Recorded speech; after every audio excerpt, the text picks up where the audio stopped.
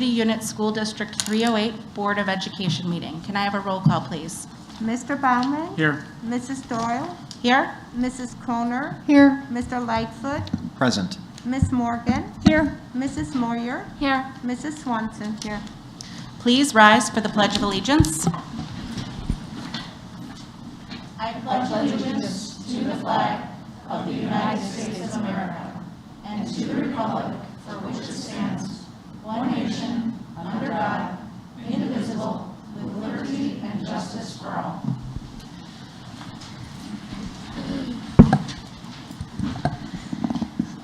Before we move forward with item 4, I'd like to take a moment to consider that we are at March 15th, 2021.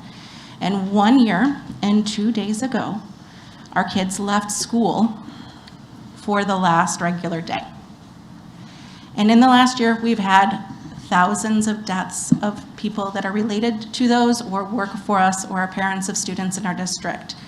And I'd like at this time, in honor of those individuals and their families, to take a moment of silence for those that we've lost this last year.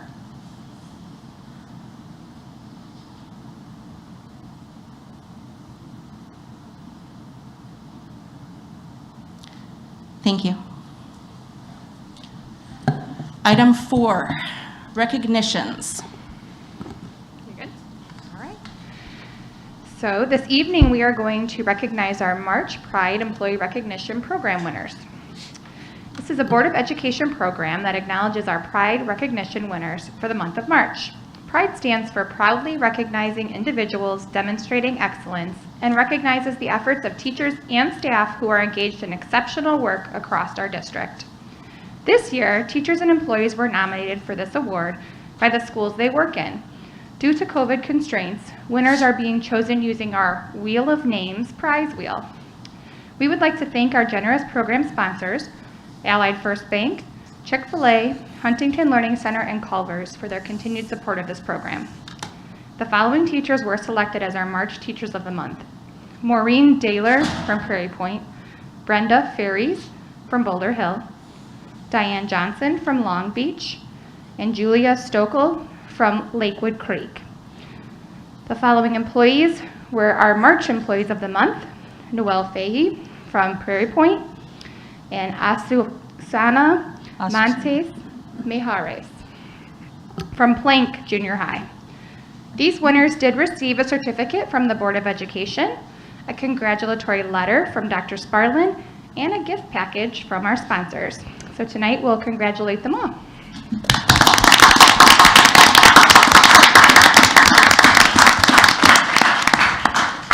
job. Good job. Item 5, I noticed a guest in the front row. We do. We have Mr. Dan DeSanto, who is the Oswego Village Administrator. Mr. DeSanto is here to share updates with the board in regards to the Village of Oswego. So Dan, thank you for being with us tonight. Thank you, Dr. Sparlin. President Doyle, members of the Board of Education, I appreciate you giving me the time this evening. As Dr. Sparlin mentioned, my name is Dan DeSanto. I'm the Village Administrator at the Village of Oswego. I'm here tonight to give you an update on what's going on in the village, and I would like to walk you through that this evening.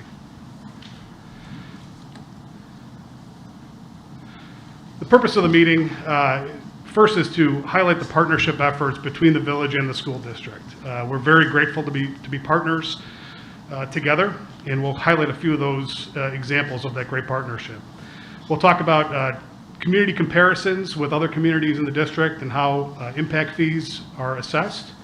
We'll discuss development fees in Oswego, and we'll also review some upcoming developments that you should have on your radar.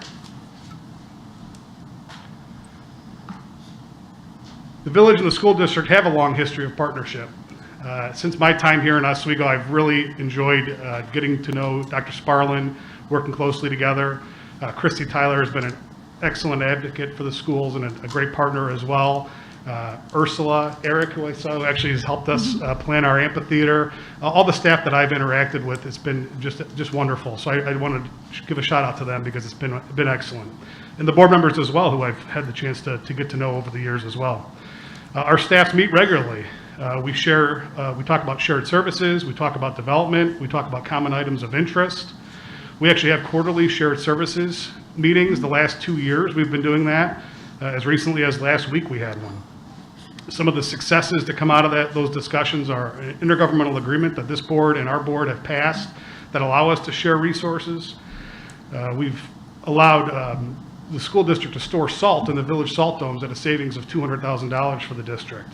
The school district has shared equipment with the village. We don't have a scissor lift. You do. You have a lot of tall ceilings, so it's been a great thing to be able to borrow that. And another great example is just this weekend in this very building, a wonderful mass vaccination effort took place. So just great partnership, and we really appreciate that. I know that the village president, Dr. Sparlin, have a monthly meeting. They talk about upcoming issues. Annually, our TIF Joint Review Board, Christy represents the school district on that board and is able to attend those. We have impact fee updates to the Finance Committee. I've spoken over the years twice to the Finance Committee, as recently as a few weeks ago. It's a lot better having a microphone in this room. It was really difficult for voices to carry the last meeting, so this is nice. I don't have to yell. And also updates to the Board of Education like you're receiving tonight. And if this is something that the board finds helpful, happy to do this on an annual basis or whenever you'd like. Revenues and impact fees. Just some statistics I wanted to throw out for your review. The numbers, if they're school numbers, I got them from Christy, so I didn't make any of this up. So Oswego makes up about 46% of the student population at District 308. We contribute about 47% of the EAV to the district. Worth noting is last year, the village added almost $20 million in new construction EAV into the district. The majority of that, $10.6 million, came from commercial construction, while $9 million came from residential construction. Over these past 2 years, Oswego's EAV has increased by $87 million, or 9.4%, far outpacing CPI, inflation, anything like that. Understanding that the district is capped on how much property tax you can assess, I point that out just to show you that it's a main goal of ours to increase the tax base for which the district and all the taxing bodies are beneficiaries of. Also want to point out that over these past 2 years, 100% of impact fees assessed to developments generating students have been assessed and have been paid.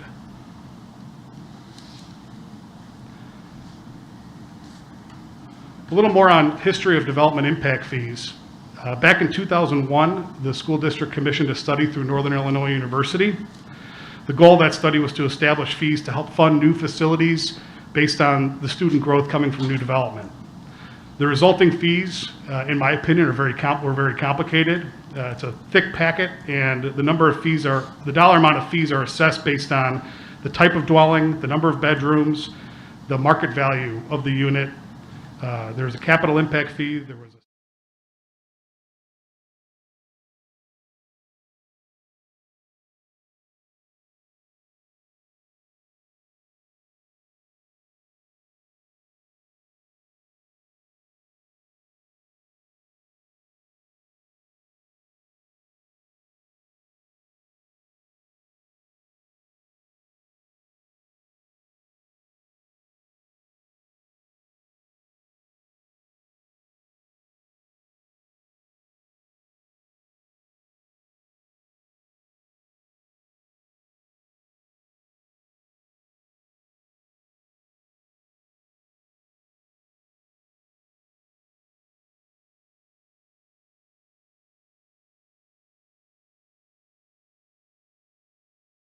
The purpose of doing this was to stimulate residential growth in the community and to financially support facilities and infrastructure that are related to that growth.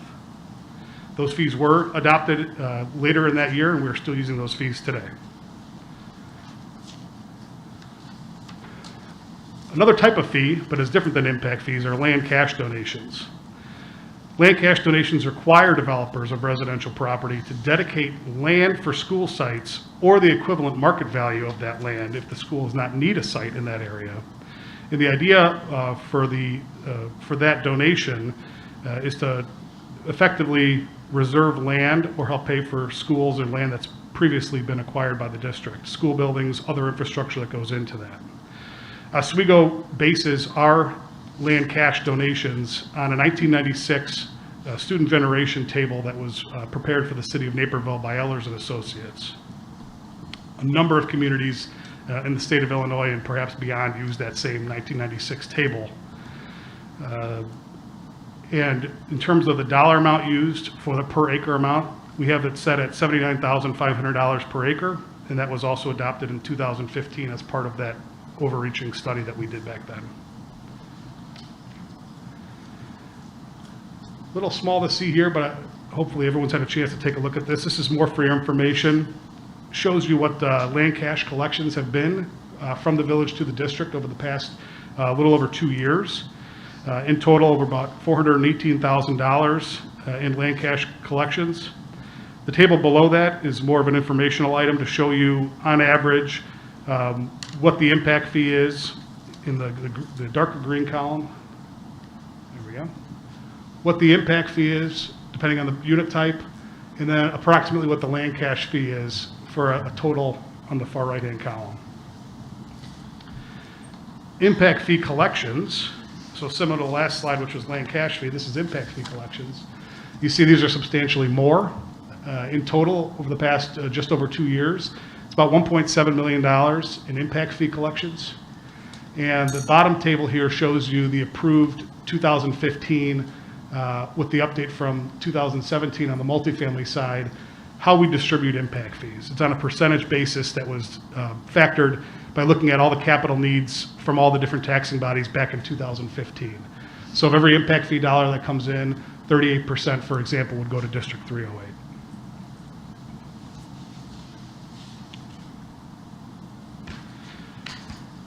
Community comparison, I already mentioned earlier that the village makes up about 46% of Oswego makes up 46% of the student population in 308, and I have the other communities listed here.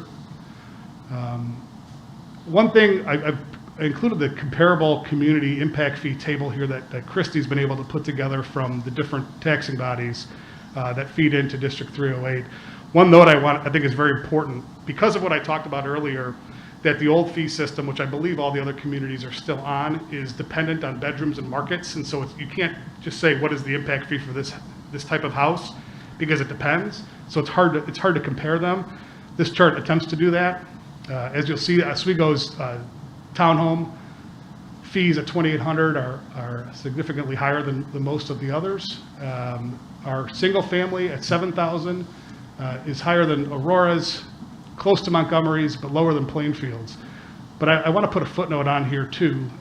In talking with the district, and this is just from what I understand, a lot of this has to do with the transition fees that you see only Plainfield charges. However, from my understanding in the records over the past many years, there's not been any transition fees paid by Plainfield. So I only point that out to say, I'm not sure if they're charging them or not, but if you take that out, then they're about in line with the village on the single family.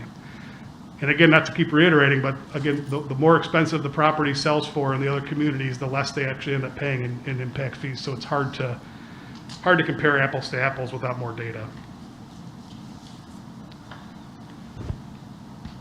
This comparison just shows what's been happening in the development community on residential in these different communities, and then what fees have been brought in by the different communities. I wasn't able at print time, and still not, to get Aurora's numbers yet for how many residential dwelling units they've had the last few years. In fairness, Oswego, Plainfield, Montgomery, we share this information with each other every year, and I think from now on we'll start asking Aurora to join that, so it was easy for me to pull for everybody else.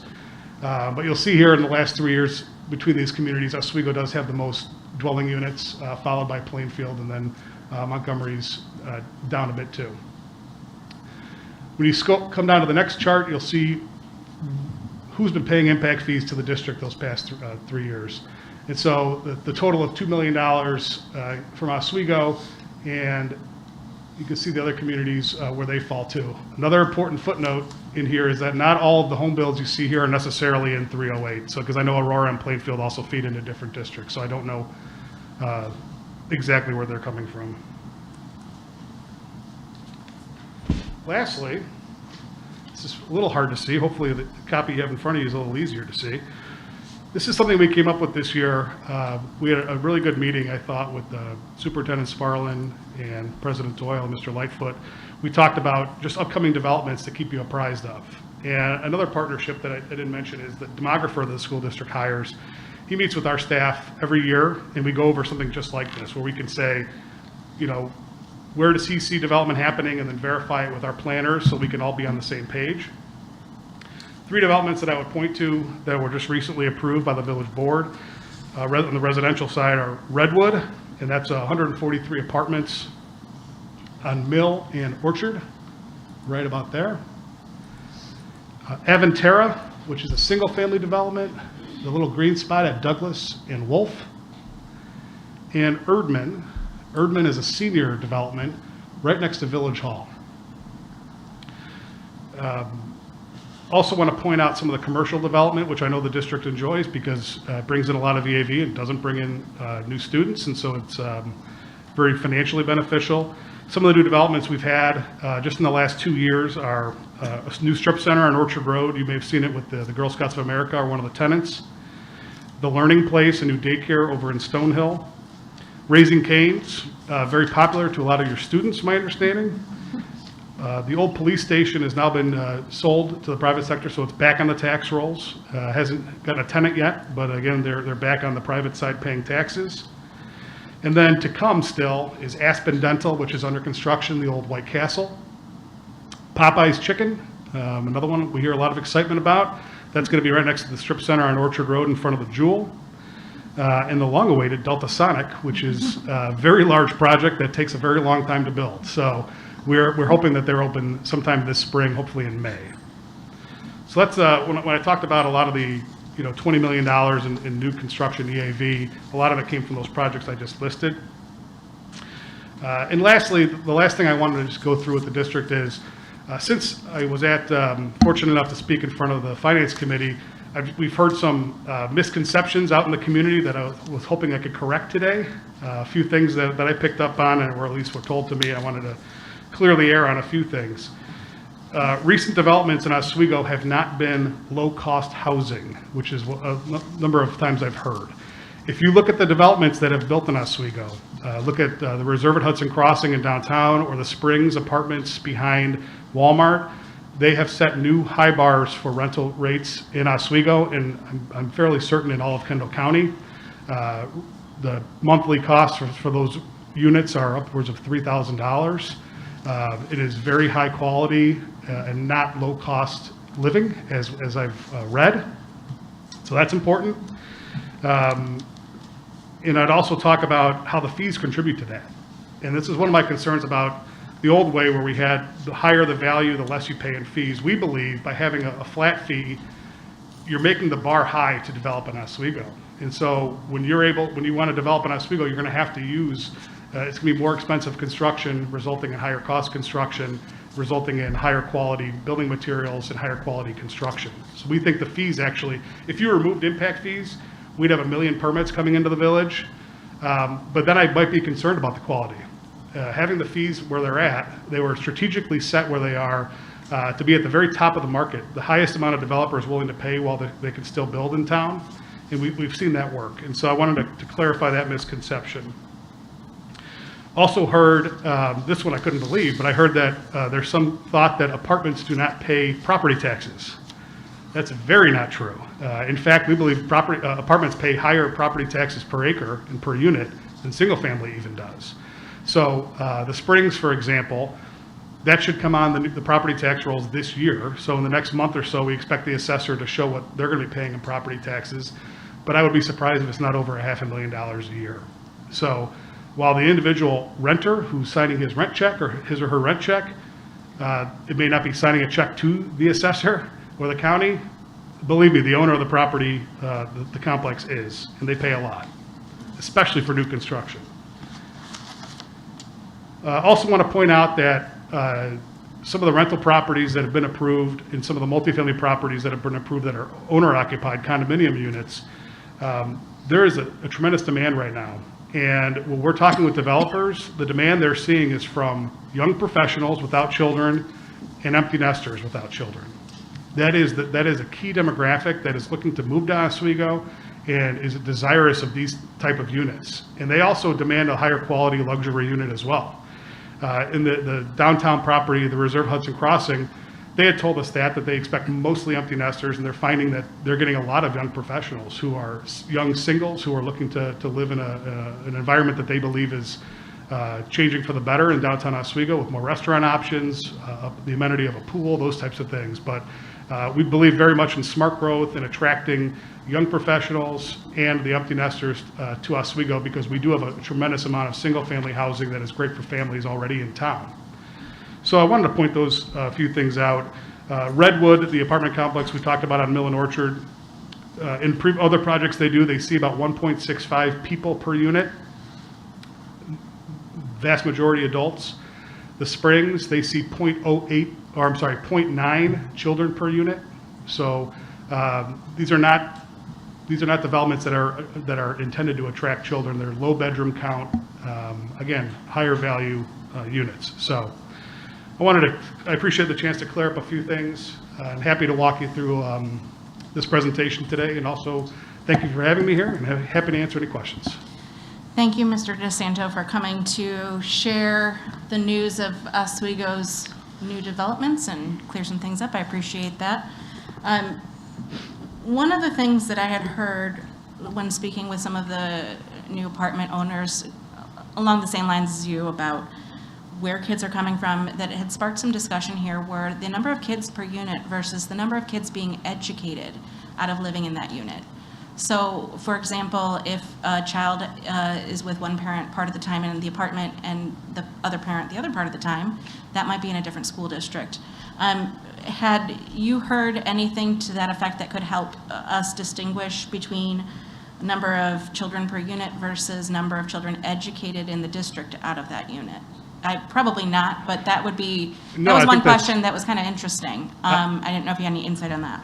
I agree that is an interesting question, and and I don't have an answer for you, but I'd be curious too. Is that a newer phenomenon, or is this something you would think has been going on for a long time? My point is, when the tables were done in 1996, is this something that's maybe changed since '96, or was that the case back then and just wasn't counted? I'd be curious in that as well. That's a good question, so I'm going to put that one on follow-up. For those of you, Ruth, Brent, on the Finance Committee, when Mr. DeSanto came, there was something that you guys had talked about that you'd reported on in our last meeting about it looks like you had commissioned together a study in 2014 on the impact fees. Was that what you were discussing, if that would be a possibility in the future? Well, our primary conversation was to ask each of the representatives from the different government agencies, when was the what study are you using and what is the date on that? With our goal being working towards the possibility of the district funding a revision of the NIU study. And so we were also gauging interest from the various bodies on if that would be beneficial to them as well, to have updated data that's defensible and shared across multiple entities. Dr. Sparlin, besides the lift, or not Dr. Sparlin, I'm sorry, Mr. DeSanto, besides the lift truck, which, yes, we have very high ceilings here. There's one right out there. How are some of the other ways that we've been able to collaborate with the village at this point? You've mentioned quite a few, and I appreciate the willingness for intergovernmental cooperation. Anything else that we've been able to offer to the village as well? Yes, I think, I wasn't at the meeting on last week, so Christy might be able to add some, but I know. I also was not, and I apologize. Okay, but I know the last meeting we were at, we talked about, I think some of your in-house staff has been able to do some sanitizing, COVID sanitizing. That's something that we've been outsourcing. We thought if we could save money and maybe you could make money, it might be something we could do together. That was one that we explored. And I think the biggest thing that we've talked about is our joint purchasing power. Yes. Between us, of course, being a large employer entity, as well as the village, the library, the police department, all of those things, how we can pull together and buy in bulk and get better savings. That's awesome.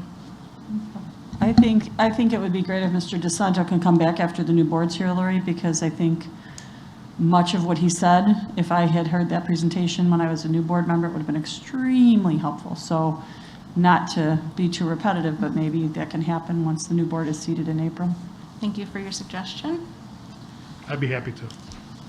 I'm sure we'll work something out.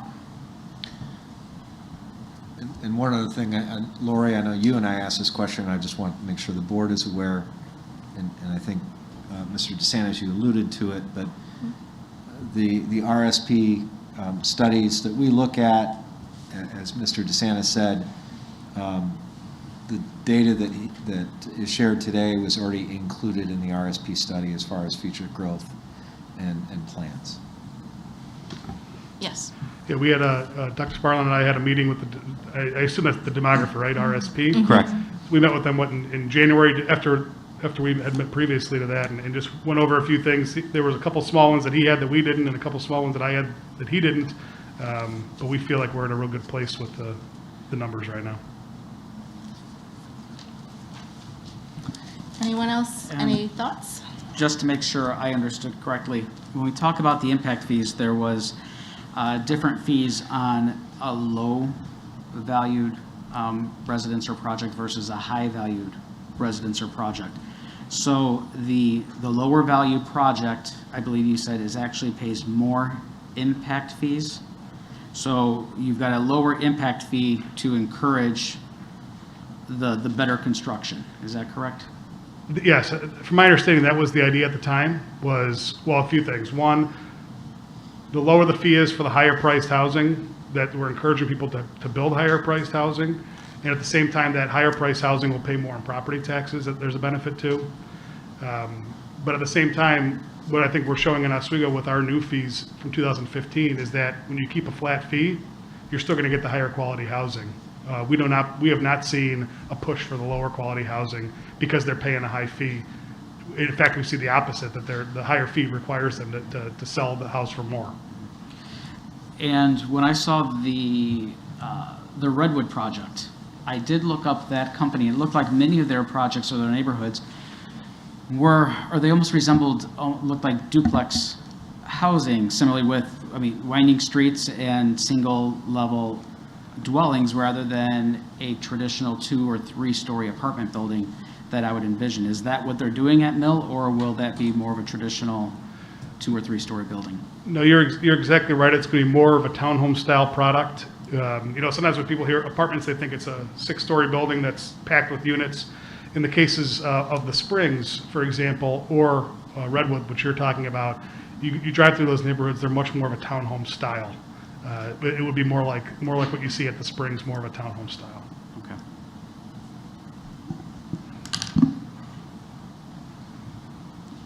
Anyone else? All right, thank you very much. I'd like to thank you for postponing your visit also for the last year. I know we'd scheduled you this time last year. That's right. Thank you Thanks very for much. making it here, and we look forward to continued work together with the village. Same here. Thank you. Thank you. Thank you, Dan. Thank you.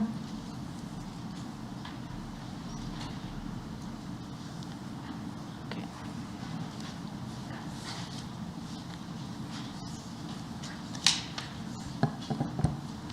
All right, item 6.1, public comment. On behalf of the Board of Education, I would like to thank the public for attending tonight's meeting. We value the feedback we receive from our residents and encourage everyone to take an active interest in their public school system. Residents interested in speaking to the board this evening are asked to have completed a comment card and presented it to the secretary to the board. When the secretary calls your name, I ask that you come to the microphone, state your name for the public record, and provide your feedback. To ensure all topics get addressed, we will hear 3 comments per topic this evening.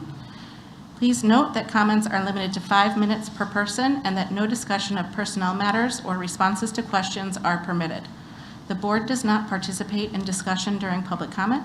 Follow-up to your questions or concerns will be addressed by administration through the contact information provided on the comment card. I'm going to add in that we also still have some comments coming in via email. So this evening, in order to prioritize in person, we will hear 3 items per topic, but we will alternate between in-person and email format. If those who don't have an opportunity to present their public comment via the microphone would like to put that in writing, we can add that to the record just like we would any of the other emailed comments. Kayla Anderson.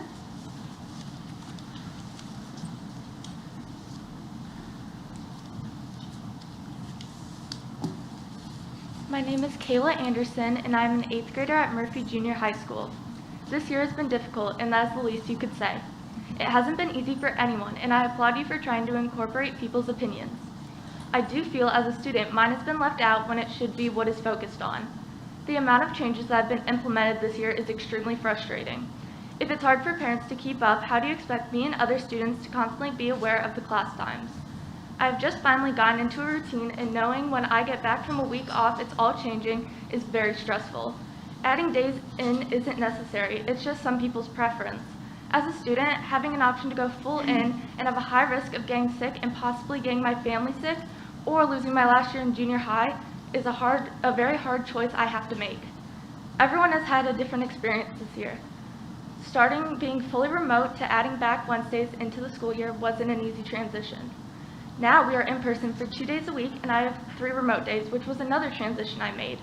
Hearing you discuss going in 5 days plus an additional 2 hours to the day is an insane transition. We started with around 28 hours a week, and now you want me to go to 40 hours a week in person. In person or not, 40 hours is a huge jump compared to the beginning of the year. I've heard many people speaking about their children's mental health. Personally, a constant changing schedule is doing nothing but decreasing my mental health.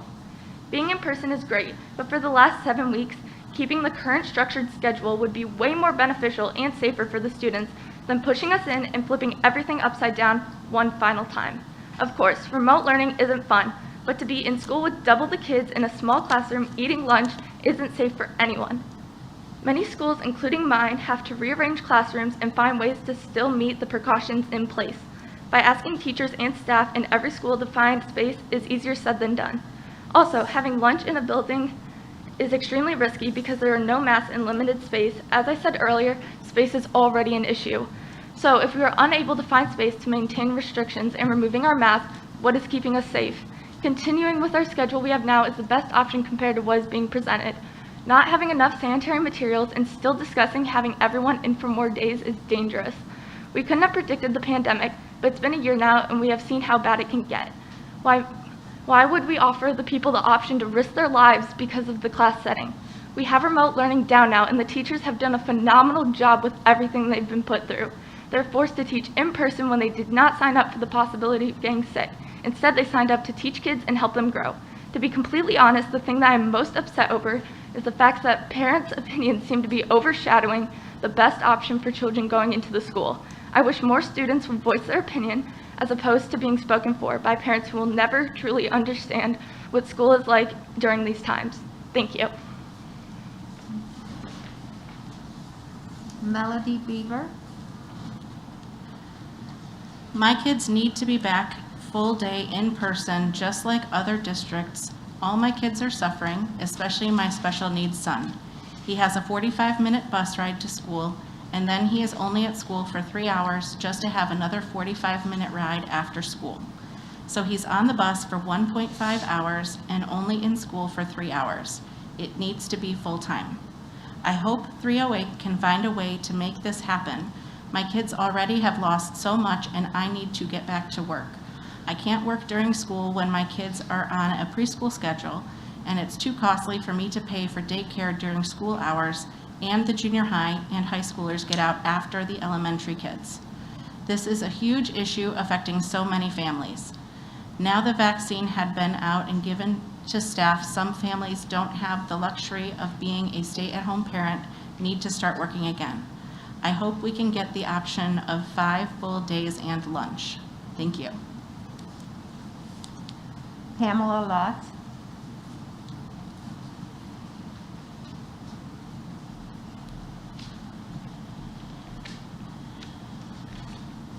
Hi, I'm Pamela Latz. My son goes to Oswego High School. I really didn't prepare for this tonight, but I am going to just give you a little bit of background of what I've experienced with this whole pandemic. My son was a pretty decent student. He played rugby. Now he will not engage with school. He will not log on to the remote learning. He doesn't get it. His mental health has declined. I've had him in treatment twice. I've had to not work for the last year to take care of him. My husband has cancer. He can't work. So this is really a hardship on everybody. I've noticed this also with all of his friends. They're not in school. They may have their phone on, but they're either chatting with each other or they're walking in and out of everybody's houses. I've seen a lot of increase in drug use among all these kids, and I seriously think it's due to them not being in school where they need to be. You guys are failing us. We need to have these kids back in school. It's your job to listen to us parents and do what's right for these children. And I really don't think you are. Thank you. That was our third public comment on returning to school. Are there any comments in person regarding any other topics? And I do not have any emails on any other as well. So if anyone else had submitted a comment card, you can submit your public comment via email to Ursula, and she'll put that into the record with the rest of the emails. Thank you very much. All right, item 7.1, board member comments. Let's start on Tony's end. I have nothing, shockingly. Brent? Sure. I got to volunteer some time this weekend, and I'm not going to steal all the thunder because I know Dr. Sparlin is going to share the results with us, but I'll talk around it. I got to spend some time here on Saturday for the boys swimming conference. What was obviously very different about that this year is, as with many sports, there is no sectional, there is no state meet, so this was the big gorilla. And I think we had 8 seniors this year, and as it works in swimming, swimmers tend to taper before the end of the season. That allows them to drop time in that last meet and really get a great time on the wall. And I saw I've been around swimming for a very long time. I saw some incredible feats. I saw over a full second drop in a 50 freestyle. That doesn't happen. What? I saw a 10-second drop in a 500 freestyle. I saw one of the Oswego co-op swimmers come from 3 body lengths down to pass another swimmer in the last 100 yards. The kids were going crazy, and they had a wonderful swim meet. You know, disappointed for those seniors that they can't go on to sectionals and state meet, but I think they were all thrilled with the times that they put up and the ultimate outcome, which Dr. Sparlin will share with you.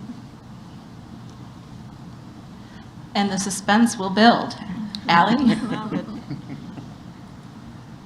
Matt? Nope. Heather? Ruth? I got to participate in something as a parent and a board member. This was a couple of weeks ago now, which these days a couple of weeks seems like a lifetime, but I was actually able to be in person to hear one of my kids play jazz band. Mm-hmm. So that was very special.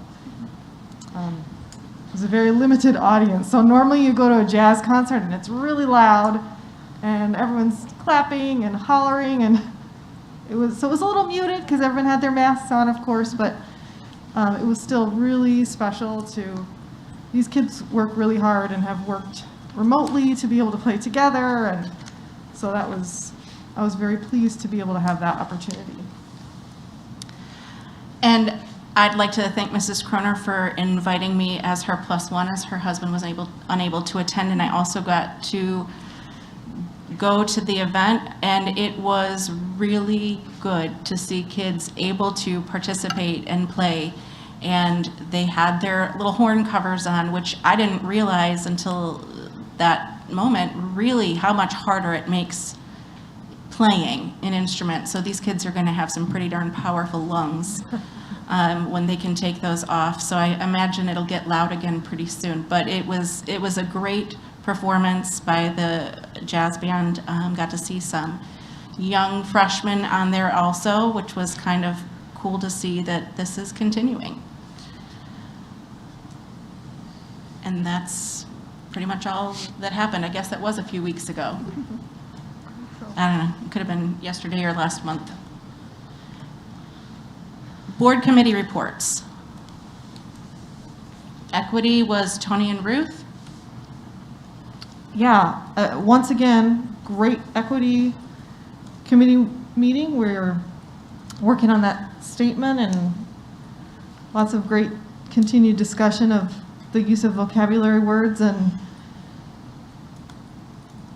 words mean things, and so being very specific about things that as a committee they feel like we are wanting to convey. And yeah, it's a great group of people that are on that committee. It's a pretty big committee, but they're all very invested. There's a lot of conversation from a lot of different people. Our next one will be in person, so I'm sure it will be even better.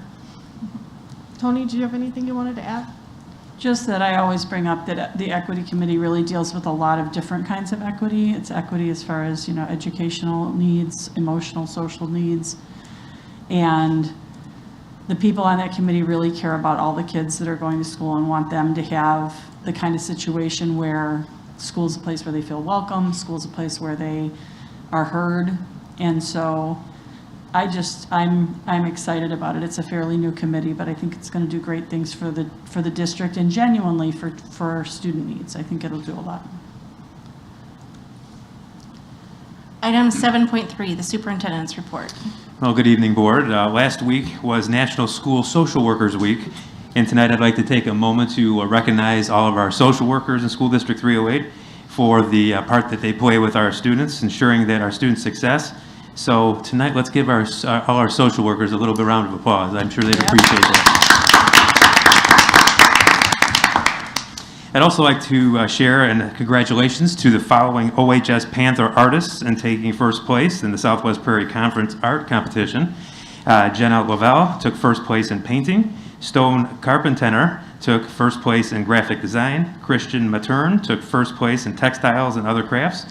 Daniel Donovan took second place in drawing. Delaney Holman took second place in painting. And Carly Kornstrom took third place in ceramics. So congratulations to OHS in taking first place at the SBC Conference Arts Competition. And building off of what Mr. Lightfoot said, I'd like to congratulate our 308 boys swimming team on winning the Southwest Prairie Conference title this weekend, both at the varsity and the junior varsity level. So how about a round of applause for the swimmers and our art students. Who came in second? Plainfield. So on March 1st at our public forum, I had stated that our goal and intention was to start next year in a 5-day learning environment. I want everyone to know that we have put together 4 committees that begin meeting this week as we plan for next year. Included in this work, we'll be putting together what the remote option looks like for next year as we begin planning for full-time 5 days a week school. We look forward to sharing the work of those committees with the board and the parents and the community in the very near future. Later this evening in the agenda, the board will be asked to approve resolutions releasing 36 full-time teachers due to our enrollment changes. I've always said I'll never say I know how someone feels unless I've walked in their shoes. And I can remember back to my first 2 years of being a teacher and being an educator and receiving the same news that our 36 teachers are receiving this evening. I remember the mixed emotions that I felt and how and just in general, how that hit me. The good news here in 308 is that we're a very large district and many of those positions or people who are being released will be recalled as positions open, and we are committed to recalling our current 308 teachers to positions as they open. So with that said, I'd like to thank all of our teachers for their time, their commitment, and their dedication to our school district. That concludes my report for this evening. Thank you. Thank you.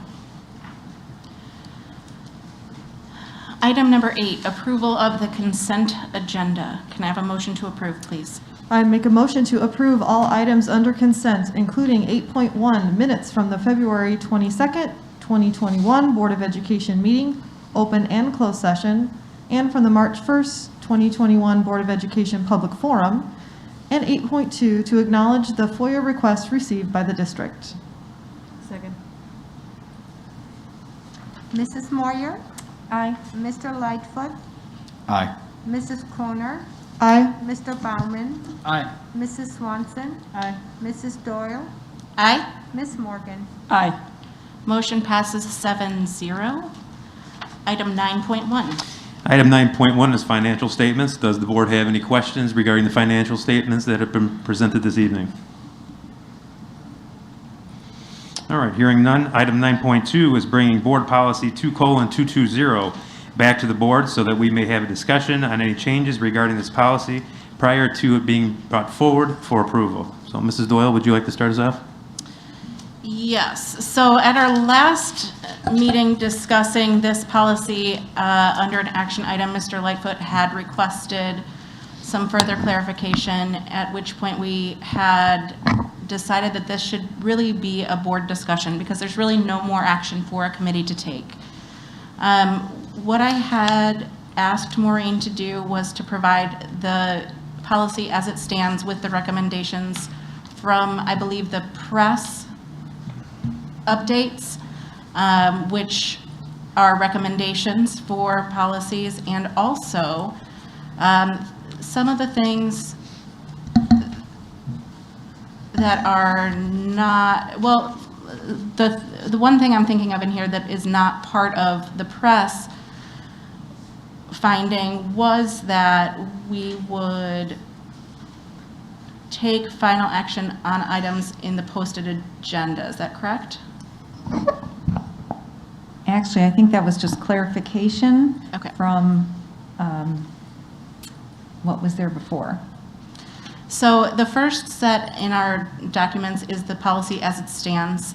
This second is the recommendations that came from these new changes that will basically keep the effective purpose of the policy the same, which is, as it's always been, that you can have any individual board member requesting the withdrawal of an item on the consent agenda so that it can be considered individually, that the agendas will contain the general subject matter, that we can put an item on the agenda if it's received at least 96 hours before the scheduled meeting. And if it's less than that, then it'll go on the next regularly scheduled meeting. Then we removed one section about district residents, and then we added in the section about taking final action. So this is our discussion to have. Mr. Lightfoot, you wanted to have it. Why don't you share some of your thoughts? Thank you, Lori. As I looked at the revise that's up there, I think we've now clarified it. I think so. Yeah, I don't have any additional comments. Does anyone else have any thoughts on the recommendations Maureen had provided to us on the updates and the clarifications on this procedure? And No, but thank you, Maureen, for, wordsmithing that for us. You're welcome. yes, thank you very, very much. Second paragraph under agenda, the red. Each board meeting agenda shall contain the general subject matter of any item that will be the subject of final action at the meeting. Mhm. So I have to zoom my screen in a little to see that one. I guess reading that, we have our first read, our information item. It comes back. Following board meeting, we have an action item. So if it's an action item at the meeting, that agenda isn't going to have that subject matter as information, and that's almost how I read that first sentence, as written. What do you mean? I guess I'm not following. I read it just as like 9.1 financial statements. It might not, I guess I don't understand the difference in the wording between general subject matter and, Well, I guess I don't see it as, are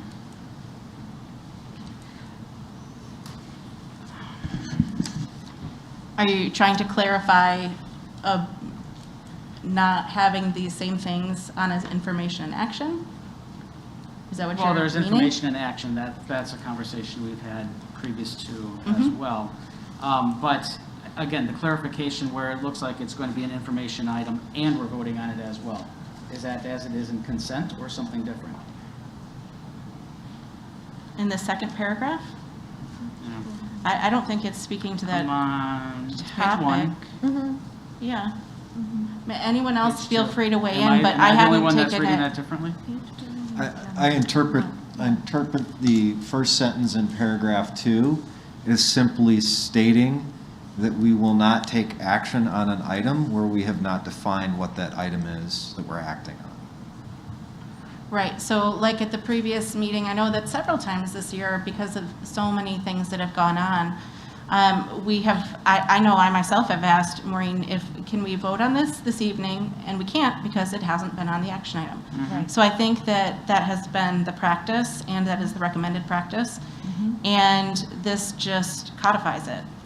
Yeah, really, the first sentence there in red and the last sentence in red kind of go together. They're just saying that in order to act upon it and take final action, it has to be clearly on the agenda. But you can discuss other items that are not on the agenda, you just can't take any action on them.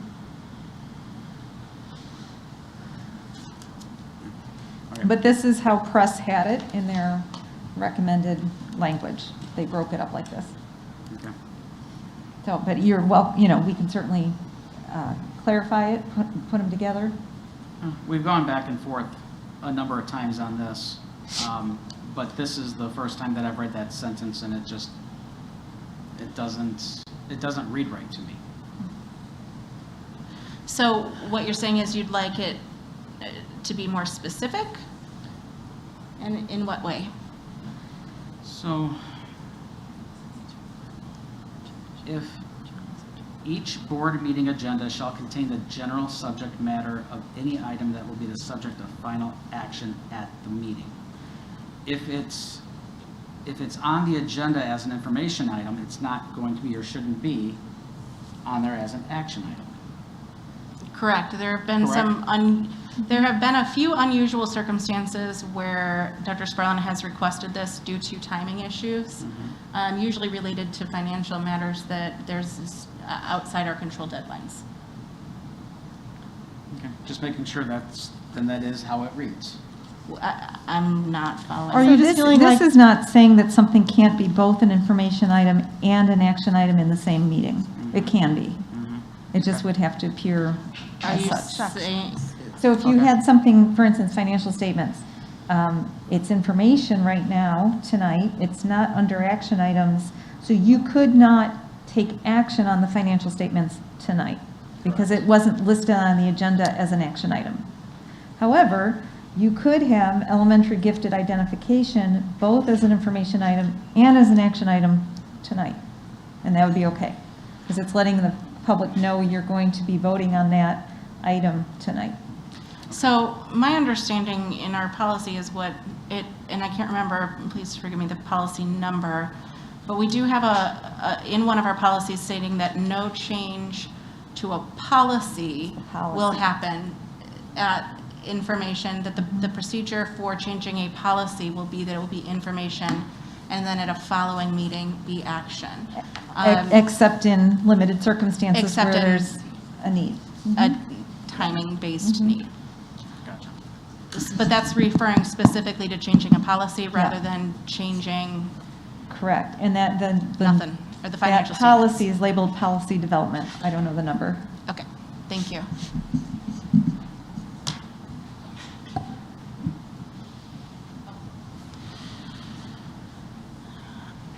Any other questions? So are we comfortable bringing this forward as 220 as revised for action at our next meeting? Yes, we just talked about the concept. Yep. Yeah. Okay. Anybody opposed? Okay.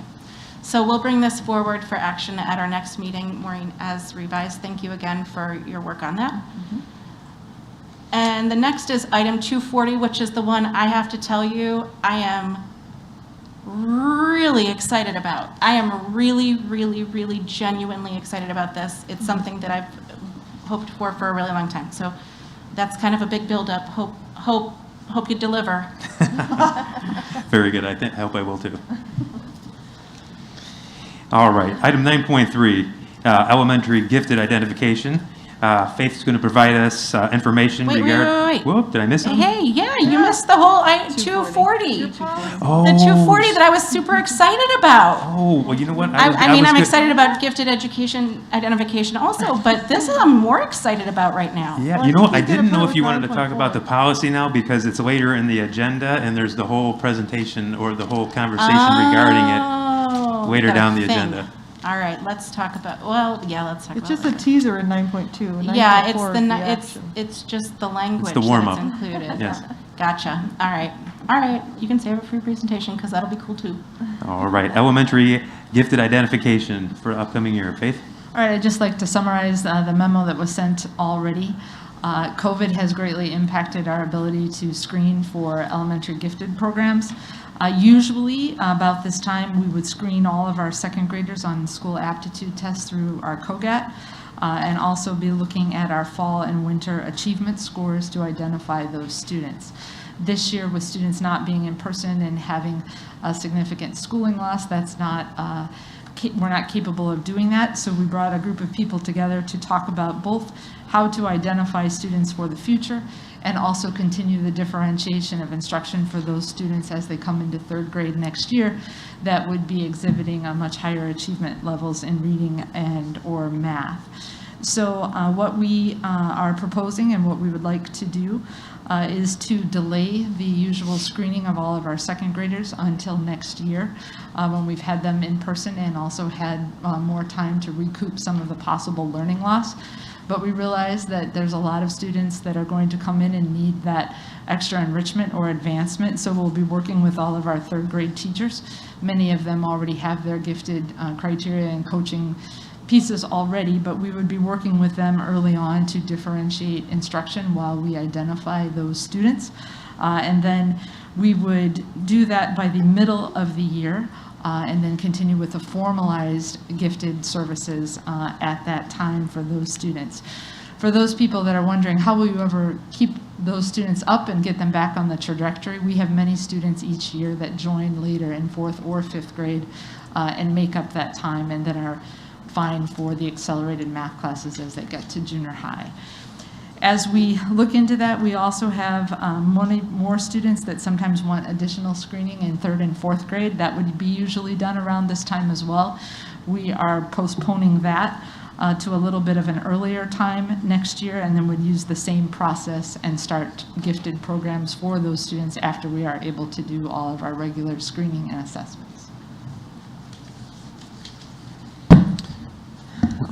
What questions does the board have for Faith in regards to the information presented? Any questions? I just have a quick one. So you had said you were thinking the middle of the year for the second grade, for the second graders. Is that, what kind of impact does that have? Since that, it is a significant time frame. What kind of impact does that potentially have? We would already be differentiating instruction and looking at the students that are at that top piece and providing different instruction for that. The initial screening is more two-pronged, where you're looking at both the IQ or the school aptitude test as well as the achievement piece. So that needs to happen over 2 different windows, so it will take a little bit longer to be able to do those pieces. So the real crux of how we will do that is the differentiation piece, and we're using our gifted teachers to support that, as well as our instructional coaches, and that'll be looking at how students are doing on the math assessments as they're coming through, and then dividing students up to provide that differentiated instruction. But it would not be a formal, these are the only students in the gifted process until about mid-year. My concern has always been just taking test scores. Like, I would like us to take some other factors into consideration. And there are other pieces, especially as you look into parents or teachers saying, I would like a second look at these. These are talking about the initial screenings that we look at to establish the first set of criteria about who would be invited. There is an appeals process and things that become part of that too. I have a lot of questions about the process for elementary gifted education, one of which surrounds the word that you used, accelerated math.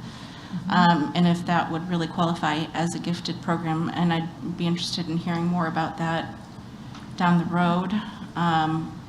But for the moment, I appreciate you giving us this update. I know that this is a piece that is really important also, and we don't want to get lost as we move forward. Thank you. All right. Okay, item 9.4 is in regards to the idea of potentially adding a student ambassadors to the Board of Education for the 21-22 school year. This was something that we talked about earlier in the year, something I was asked to put together a timeline and process for this agenda. The board has been provided an information packet with a tentative timeline within that packet.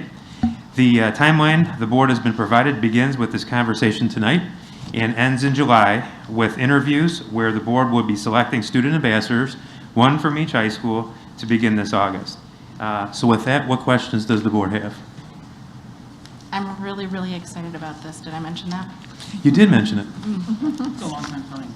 Dr. It is. Sparlin, will student ambassadors be able to cast a vote as a Board of Education member? No, they will not. No. Will they But- attend closed session? No, they will not. But they are allowed to give input as to their perspective on what's going on at the high schools, and maybe through other things. Do they have a way of gaining information about junior high and elementary? You know, they will. That'll be conversations that we'll have with the principals. They will work with the student, with the student council, the principal advisory committees, and be required to do certain things at the high school to report back to the Board of Education on, ongoings within the high school. And then by sitting on the, sitting here at the table with us with the board, obviously as non-voting members, they'll provide that student voice and that student perspective that we heard from a public comment earlier, that will be able to be voiced on issues that the board is facing and addressing. I have a question for Lori Doyle. If, as president, do you have to keep the meeting shorter so that these student ambassadors can get out on time to meet curfew requirements? I'm going to defer to Maureen on the limitations on the timing of Yes, students. much earlier. Yes, so I think it's a we'll wonderful have to program. Have whoever's in charge of that do the clock. Okay. So, So, Well, and I they mean, would- obviously, the agenda is going to have to be adjusted so that those topics are going to be early on and allowing the students to be out of here by 10 o'clock. well, hopefully we're all out of here by 10 o'clock. I mean, I'm not going to lie, I'm kind of hoping for that. Well, you're not going to be here, so Yeah, I was I'm gonna just say- saying, for somebody who's got a vested interest in timing, I don't know. Anyway, so I'm seeing in here a job description, well, it's not really a job description, it's a position description for a student advisory member to the Board of Education. There's general description, there are responsibilities. Would it be out of line to remove the word job from the responsibilities section since it's not really a job so much? No, we can definitely do that. We talked about that. Thank you. And then I like that it includes the requirement to be eligible for all co-curricular activities. I like that they'll be working with their principal. This isn't just going to be, the goal of this, and I know that this is true, but just for the good of the order, this isn't just reciting a litany of events happening at the high school, or the junior high or elementary. This is part of the goal of achieving student voice, because as we know, this year especially, the things that we do affect our kids. Our kids are the ones who will live the decisions that we make, and so having some individuals provide some insight into what that could look like from another end is really important. And I'm very excited, as I mentioned, that we will be doing that here. I think it's huge for accountability and transparency. I think both of those things will increase when you have young people looking at the process. And way down the road, you get some better board members. Maybe some of them will become board members, or they'll recommend it to their friends, or, you know, who knows if there'll even be boards of education by then, but. Community service is always a good thing. So I read in the documents that these ambassadors would be meeting with their principals prior to board meetings, and that one of their roles would be to present a state of their school report, which is, I think, great structure, right? So that there's an expectation on the student as to what their requirements are as part of the procedure there. I think, and I know we're early on, I think we might need a little bit more structure in making sure that the candidates understand exactly what happens at a board meeting or what can happen prior to a board meeting. And what I mean by that is it's not going to be just their friends saying, hey, can you talk about this, and why can't we do this in sports and all that kind of stuff. And my point is that I think it needs to be laid out in such a manner that they understand the board is going to be talking about controversial issues, and they are going to be expected to potentially weigh in on those controversial issues, and that their viewpoints may not necessarily line up with their own personal viewpoints or the feedback they're getting from their fellow students or the student government, et cetera, right? And I agree. That has to be part of the training process. I think it's important to understand, other than, yes, I get it. If I'm a high school kid, this looks like something really fun. If I am thinking about a future in government, public speaking, and this is a wonderful opportunity. I'm just saying I think we need to make sure that the applicants understand exactly what they're getting themselves into. Well, I think that, as we all know, as fully indoctrinated, not really indoctrinated, I don't know what the right word is, as fully sworn members of the board, we know how much training and how much learning happens. And I think you hit on the hardest part about being a board member, which is separating your own beliefs from what you're being asked to discuss. So I cannot imagine that it would be responsible of any adult involved in this to not include that sort of training. I'm sure we can specify that if that's not specified already. However, I cannot imagine that that would not happen. There would be a lot of training that goes into this. This is a big commitment. This isn't just coming on Monday nights. I know it feels like sometimes we just show up on a Monday night and here we are, but there's a lot of work that goes in behind this. That it's a big responsibility. It's just as much as any other activity. So yeah, it's going to have to be a pretty heavy commitment. Can I ask a question? Has there been any thought or documenting put into how the board members are going to interact with these student ambassadors? Because I think that's important too. All of us had to learn when we were new. Sometimes they'll make mistakes or they'll misunderstand something, like many people do, all of us.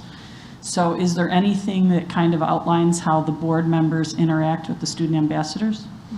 I think what we'll be doing is we'll be putting together some training, just like we do with new board members when they come on. We go through some training through professional organizations and then training within our own organization. We'll do the same thing with the student ambassadors as well.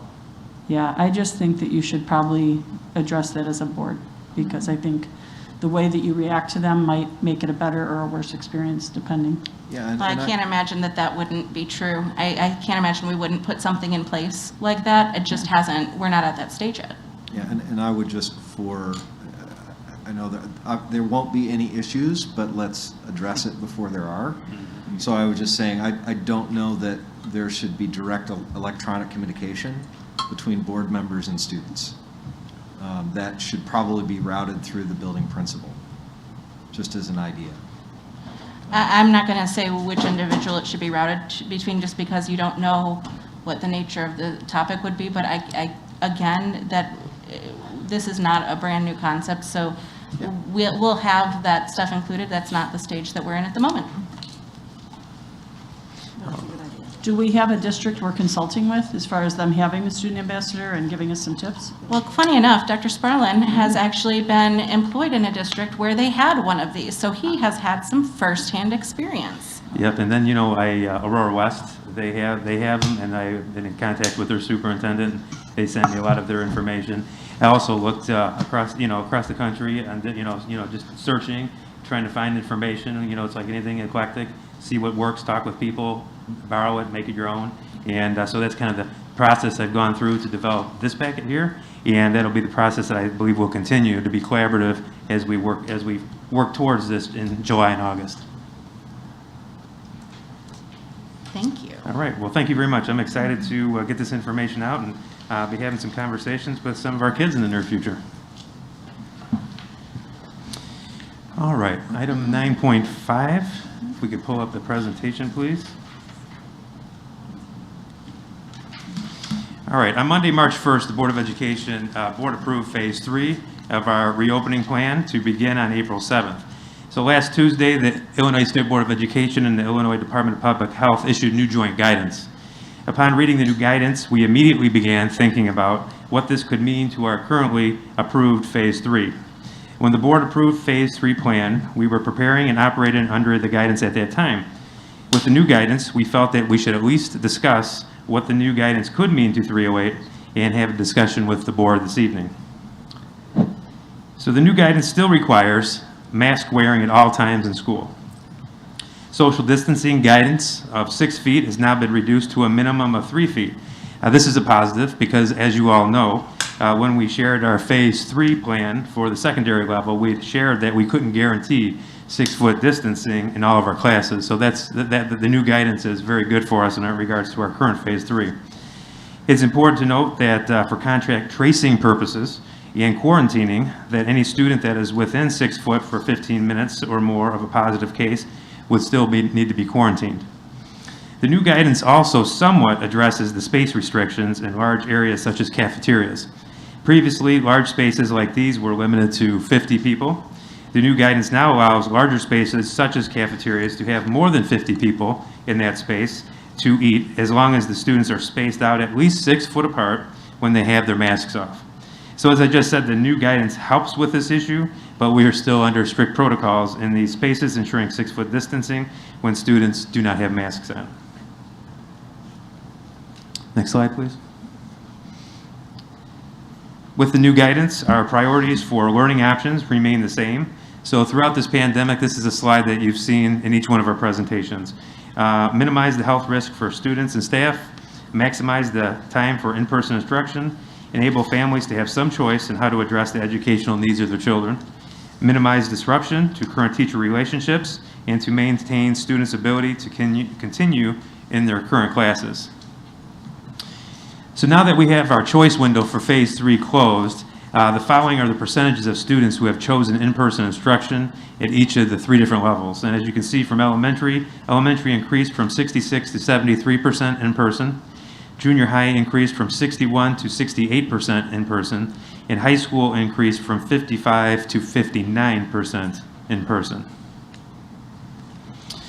So this slide shows a scale representing what the board we feel needs to consider. The question is whether or not we should implement another change to an already approved Phase 3 to increase more in-person instruction or not. There are pros and cons to making any additional changes that the board should consider.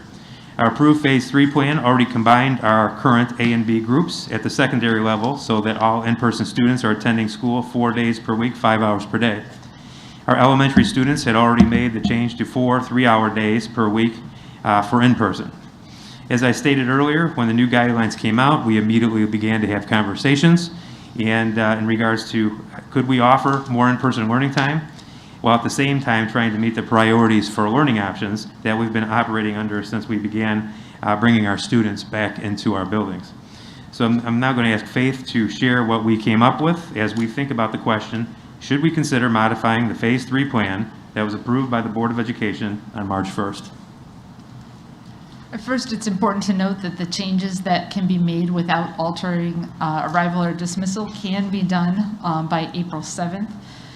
However, if we change the arrival or dismissal times, it causes a lot of rework on bus routes. So the fastest that the Transportation Department can do that is April 19th if we alter the arrival or the dismissal times.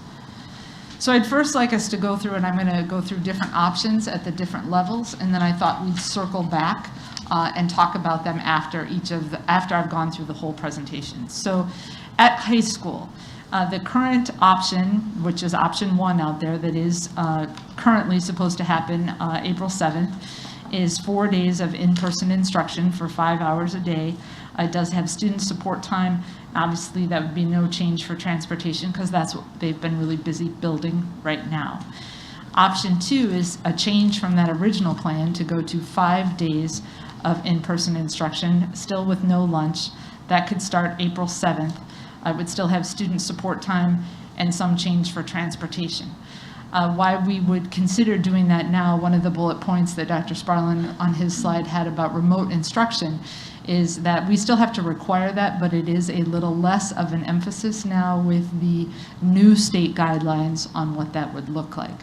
And as we look forward to the fall, and that parameter being even smaller, we will be looking at having remote instruction in a very different manner come the fall. But I wanted to highlight that as to why that's an option now for option 2. I know a lot of people are questioning, okay, why aren't you going to a full day at the high school? And that remains to be a big challenge for lunch. The numbers that are up here, prior to the release of that, we had to keep large spaces at 50. This does allow us to go to that 6-foot distancing. The example here at OE, as you came in and saw all of the chairs separated in the big area out there, we can have 165 students at a time. And lunches do go through two periods, so that would be 330 students we could have here in the cafeteria. And if you look at the number for 4th period lunch, this is just our in-person students combined. This isn't all of our students. 440, then 380. We do not have space to be able to do that with those pieces. That is probably why when you think about like Plainfield, they're going to 5 half days without lunch. 204 is going to 5-hour days without lunch and looking at that. So that's why we have option 1 and option 2, but it does not have a full day. Going on to talk about junior high, very similar, that our current option is 4 days with 5 hours of in-person starting April 7th, having the student support time. Option 2, almost exact to the high school level, it would be changing to 5 days, so now that Wednesday would be an in-person option. This also could start April 7th. Have that student support time and some changes for transportation, but we would be able to do that by April 7th. Similar data looking at junior high and what lunch spaces would look like. We currently have lunch tables, and that's the first column of how many students we could get in. We could bring desks from other schools and bring those pieces in, and then we would get to the numbers there in the middle column. You can see by school the number of current in-person students of where we would need to be, and that is much higher than what we would be at that capacity for the 6-foot social distancing. Then if we get to elementary, option 1 is no change from what we are currently doing with the 4 half days of in-person with 1 half day of combined remote instruction with in-person students. And then if we go to option 2, which also could be available by April 7th, is to switch to 5 half days of in-person instruction. This would require a schedule change for our elementary students. Currently, they are doing both all students in-person and remote in the afternoon. This would bring it, excuse me, to the morning. And this would require that our remote students be live streamed into our classroom instruction. If you recall at March 1st, this is option C that we had talked about back then. Then it is possible to go to a 5 full day of in-person instruction. It would be a very large change from our original plan. I have the highlighted date up there because that would not be possible until April 19th because it would be a different dismissal time. Lunch could be served with 6-foot distancing. We would need to hire some additional staff to supervise at some schools. Some of our elementary schools are up at 85% capacity of in-person, and having all of those students in the lunchroom, even with 6-foot social distancing, is not possible, but we could spread some of that out. Our remote instruction would be live streamed, K through 5. There would be no student support time or designated teacher time for remote students.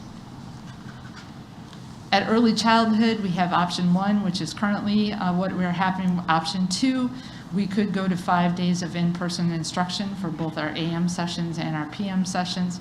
Again, that could start April 7th. Our self-contained special education programs, those programs are already 5 days a week during phase 3. We would not suggest any changes. For EVA, transition, and goal, EVA and goal would not change. However, transition, because of now the 3-foot social distancing, we would be able to move to 4 days a week of in-person, with Wednesday being community-based instruction, alternating between A and B groups. So now what I'd like to do is go back and start at high school and talk about if there are questions or discussions, and we'll go through each level. Yes? My first question is that this doesn't look like a very big change from what had been approved at the last meeting.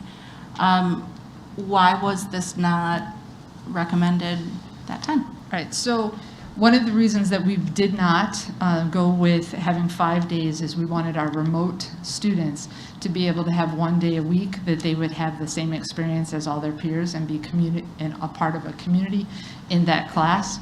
At the high school level, we still had 40 and still have 40% of our students in that remote piece, and that allows everybody to participate in that similar way. Also, at that time, there was state guidance that it needed to be very equal between remote and in-person instruction. So this will not be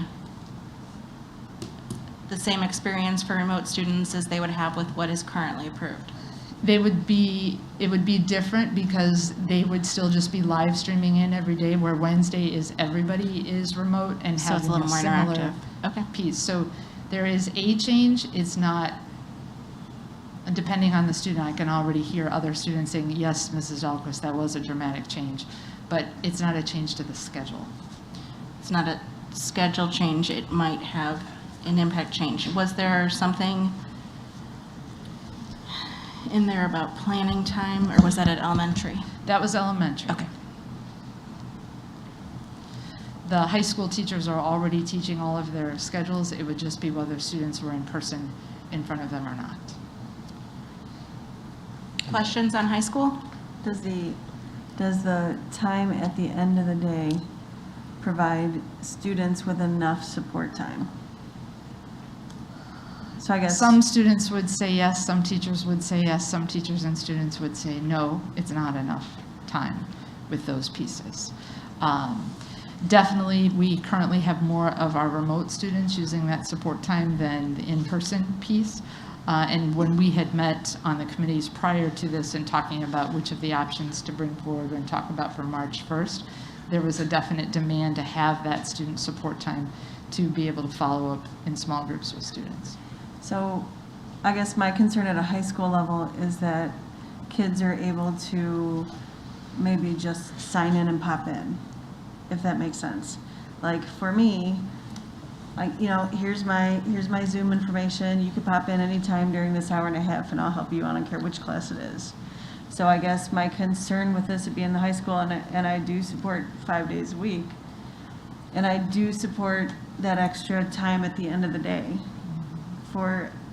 particularly for the kids who are at home learning. But for me, it's less about lunch and more about the rest of the kids.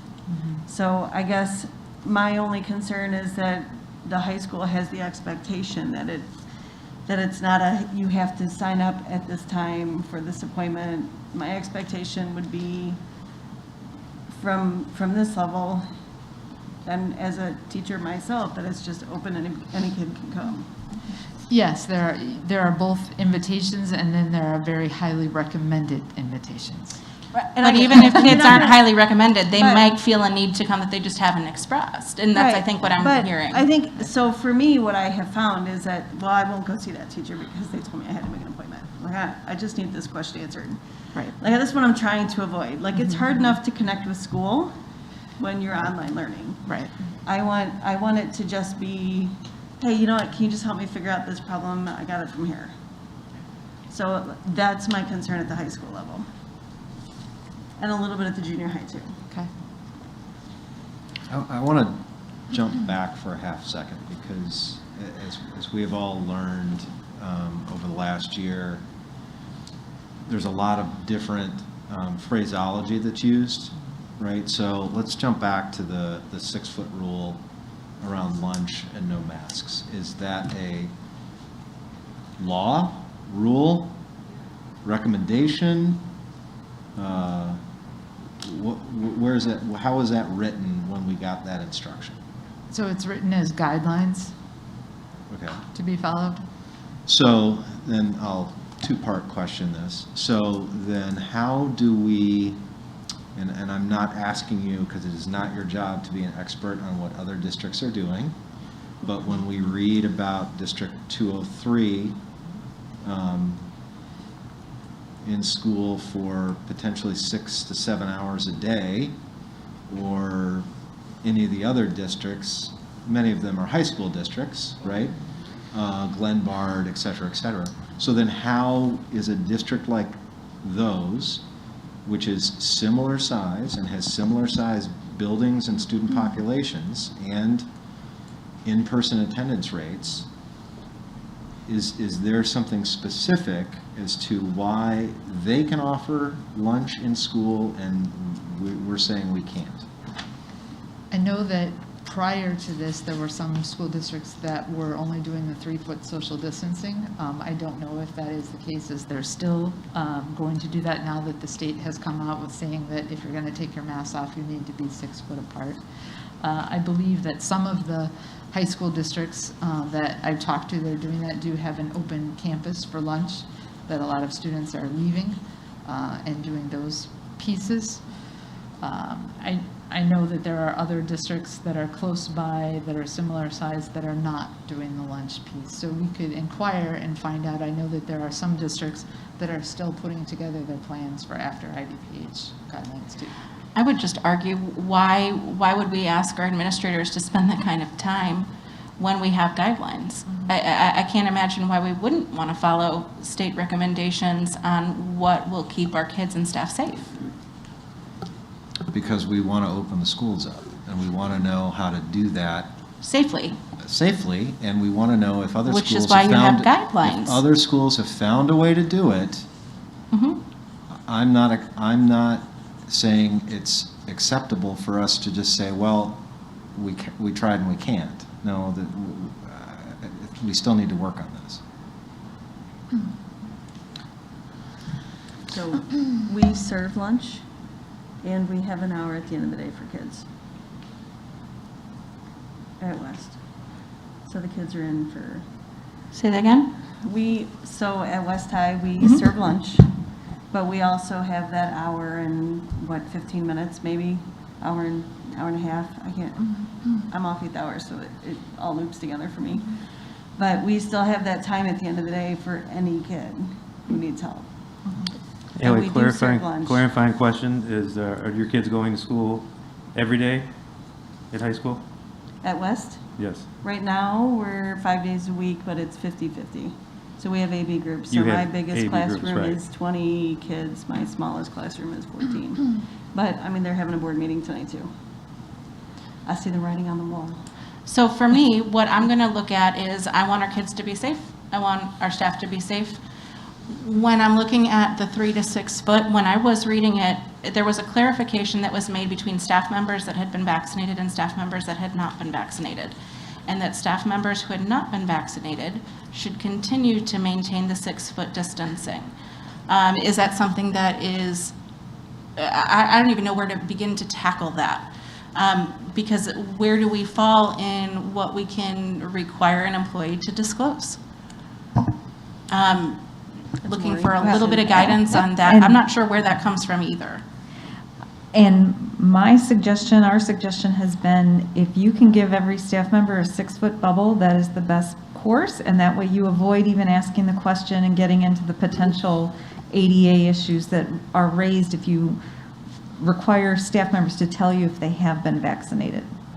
Because we cannot have the, we can't, right? Just We for can't clarification, require it. we I can't don't think that require you, it, nor we can can't require, ask nor can them. we inquire, I don't Well, believe. employers can mandate vaccines. Employers can ask if they have a legitimate reason to do so. But it comes with risks and downsides of what do you use that information for. And so if it's possible, I don't think having teachers be in that 6-foot bubble at the front of the class is making or breaking your recommendations, right? Is that correct? Correct. I'm just going to echo what Lori said is that we have guidance from experts, and I'd like to follow that guidance as best we can in relation to our safety and our students' safety and our staff safety, and so I'm not interested in making any changes necessarily to our original approved plan, and I'm not interested in exploring more about how we're able to potentially do lunch. It's just not something that I will entertain as a yes vote. I have a quick question that's not necessarily specifically high school related. It's maybe more a question for Teresa. With the change in recommendation going from recommending 6 foot to 3 to 6 feet, Dr. Sparlin, like you had mentioned earlier, that's actually what we kind of knew that we were going to be doing that anyway. We had already said with our approval of phase 3 that we were not going to be able to have the 6-foot distancing in every single classroom, but we would do the best we could.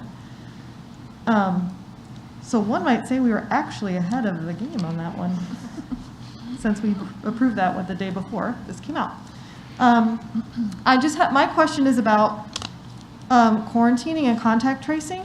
So I took my Saturday and read through multiple times the new guidelines, and I have some questions. So it said in there that quarantining is still required for close exposure to a confirmed case within 6 feet of the confirmed case for a cumulative period of 15 minutes over 24 hours and not fully vaccinated. So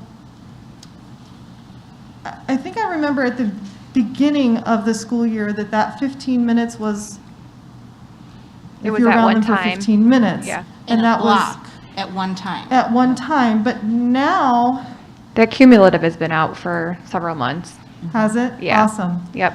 Okay, so I should be keeping track of how long I'm around each person. So- It's 4 minutes here and 5 minutes there. That's Right. okay. My question is, It's fun. the 3 to 6 feet, the 3 feet didn't change this at all. This is still 6 feet. Correct, yeah, and that's discussed in the guidance as a consideration as you put kids closer together. Obviously, the quarantine numbers, an opportunity for quarantine increases because that didn't change from 6 feet. Right, and what are our current quarantining rules? So let's say I was in Spanish class with, and I'm only 4 feet from the 2 people in front of me and 2 people on all 4 sides. So, And you test positive. and I test positive on a Tuesday. I was in class with them on Monday. So I'm home quarantining for 14 days. 10 days for you and 14 for your close contacts. From that Monday? Is From there their time of the last exposure to a known case. So you as a case are defined, the day that you're tested, that's when you're 10 days, that's day 0 of your 10 days. But we go back 48 hours for contact tracing purposes because you were technically contagious at that point. And then, so anyone that had contact with you within that 6-foot bubble for a cumulative total over 15 minutes, quarantines for 14 days from the date of last exposure. So if they were last with you in class on Monday, that's their day 0. and then they go up 14 days from that point. That's why we have so many seating charts, so many seating charts. Yeah, that's why we do have seating charts in every classroom and on Yes. the bus, so you Yes. can do the contact tracing. But as in that scenario that you just described, so if you just went through 7 different classes, that could be, 7 times 4 or 5 around you for that one exposure. But I think that's the answer to the question that you're asking. Right. Is this, for this, it didn't change 3 to 6? Correct. Still at 6? It allows for closer, except for, like Faith discussed, except for when masks are removed. The guidance is very clear in that is non-negotiable. When masks are removed, it's still a minimum of 6 feet. So if I'm in Spanish class and they're only 4 feet away, but we're all wearing masks, do they have to quarantine? The people that were less than 6 feet from you do, So if you're for- positive. If we're at lunch and we're 3 feet away from each other and everyone has their masks off, is it still just the people within 6 feet of me? 6 feet of you, yes. Okay. But we would not be in a position at this point to seat people 3 feet away from each other without a mask on. Under the mandate, it requires 6. Right. Thank you. Yep. So for the high school option 2, we're adding the 5th day, which is excellent. And it sounds like we're not reducing anything or taking anything away from those in high school that have chosen the remote option. Is that correct? We're actually just having fewer students participating in remote throughout the week on that particular Wednesday. Correct. So it would be another day of live streaming in as opposed to having the teacher's full attention on all students remotely. Well, I think Lori had asked the question, Matt, of why this wasn't recommended last time to do 5 days, and Faith said the Wednesday is really more for just social emotional. So the Connection. remote students feel like they're part of the classroom, because on the Wednesdays, everyone's engaging online together. And that's what I wanted to confirm. That's Right. the difference. It's just that there's not as many kids in that remote. Yeah, but, well, everybody's remote on Wednesday. So we're still at 41% of our students that are looking for fully remote learning at the high school level. It actually has gone down about 4% for remote, but it's gone, I'm going to get the ups and downs wrong because I'm looking at the hybrid instruction in person. So when we reverse it, 37% were remote in phase 1, phase 2, 45%, and this is 41%. So there's more than in phase 1, but 41% of our students is still kind of a lot to me at high school. We're looking at, we're talking about in real numbers, how many enrollees in each high school? Around 2,800. So if we're looking at, all right, so that's 5,200. 520 about would be 10% times 4 would be about 2,000 maybe that are remote. That's 2,000 kids that now won't have interaction time with the other half of their class, and they haven't gotten the same kind of instruction because they've been remote while they were live streaming, so there wasn't as much interaction. Is that what the point had been with, because this was a big deal when we changed it from 5 back to 4. So I want to make sure that we're understanding this distinction, and is this a big deal, and why, and what does this mean to who? Lori, I would add that I've talked to several parents whose kids are in sports, either in the spring or coming up in the new summer season, that their children plan to actually stay remote during their sports season because of the quarantining rules. Okay. They signed up to be in person, but don't plan to attend in person until after their sports season is over, or will go in person until their sports season starts, and then they'll move back to remote because they don't want to take the chance of. I get it, and at the same And I don't know what that time, person- it's maybe I it's only have 7 to people, make but- the comment that, like, if you're worried about quarantining, I would be worried about your sports, not just the school quarantining you, but your sports quarantining you. So that is a different perspective than I have. So thank you for sharing it. So, and I know Faith probably, Lori kind of asked, I think, a question, and we haven't given her a chance to respond.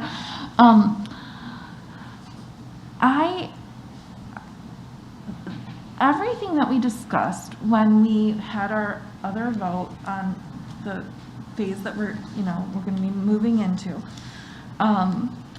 it seems to me none of the updated guidance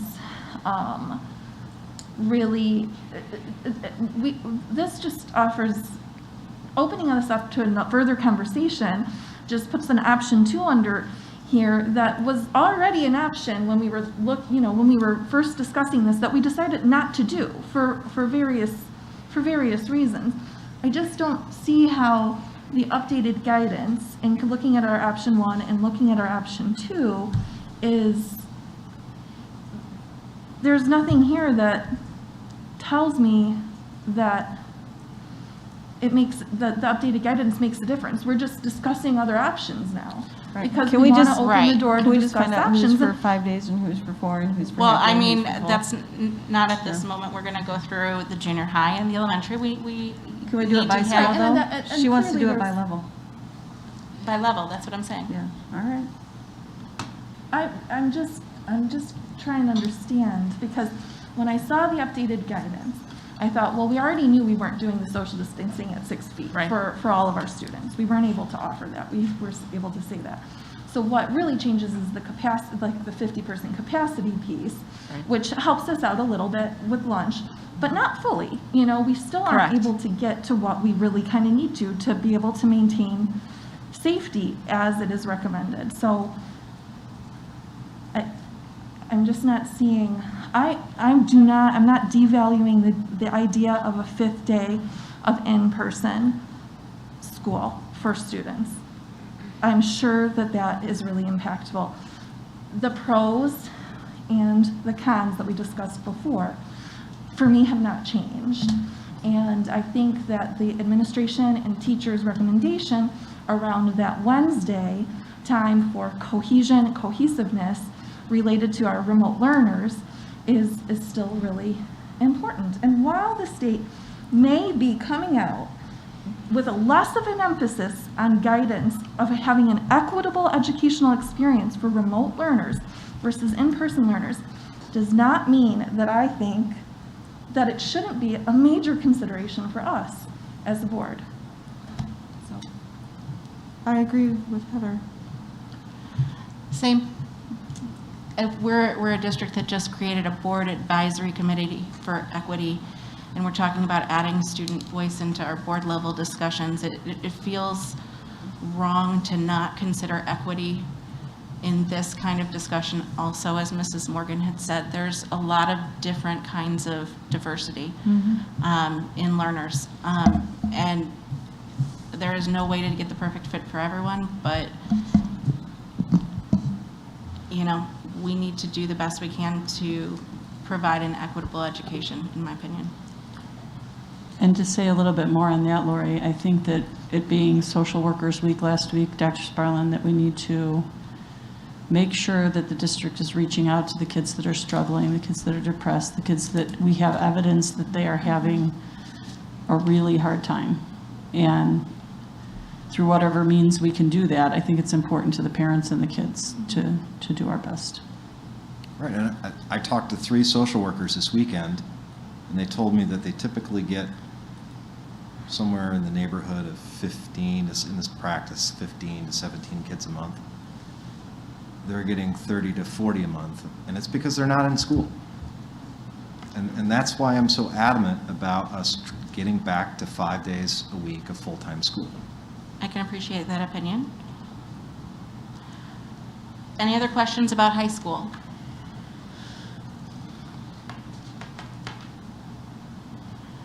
Junior high, any questions? I would imagine that would largely be the same as for high school. If there's nothing you want to ask there, let's move to elementary, where I think this is the most. I have a question on junior high. All right, go for it. So the argument for high school right now, 59% of kids for high school is pretty indicative of all the emails I think we've all been getting. Like, it's pretty split.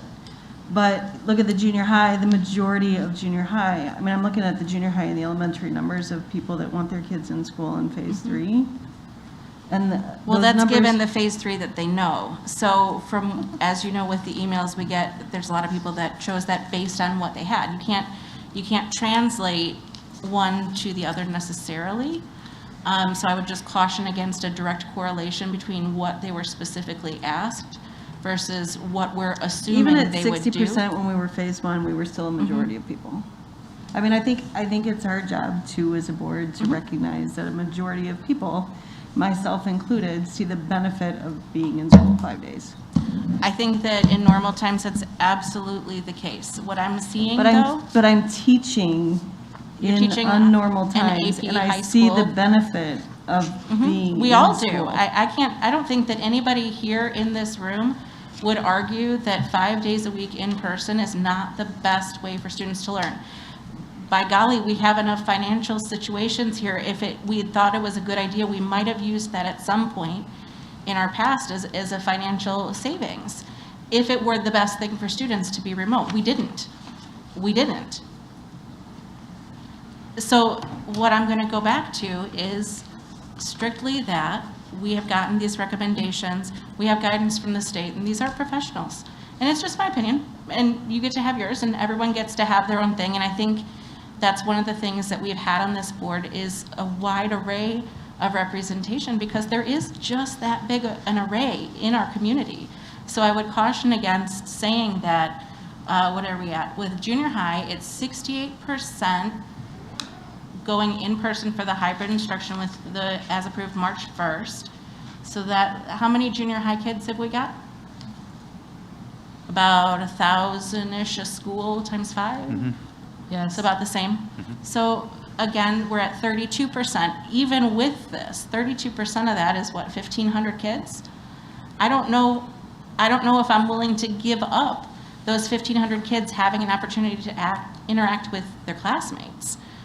At elementary, we're looking at 27%. How many elementary kids have we got? We've got about 600 to 800, 13 schools.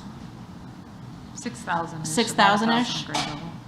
So 600 times 3, 1,800 kids. We're still talking about thousands of kids. This isn't an overwhelming mandate to throw away guidelines. This is that our community is still trying to decide in each household what will work best for their kids. And so I think the fact that that's reflected in different opinions here is entirely appropriate. But what we need to do is come to a consensus on if this change and if these guidelines mean that as a board, we make a decision as a group of 7 people on which way to go. Do you know what I mean?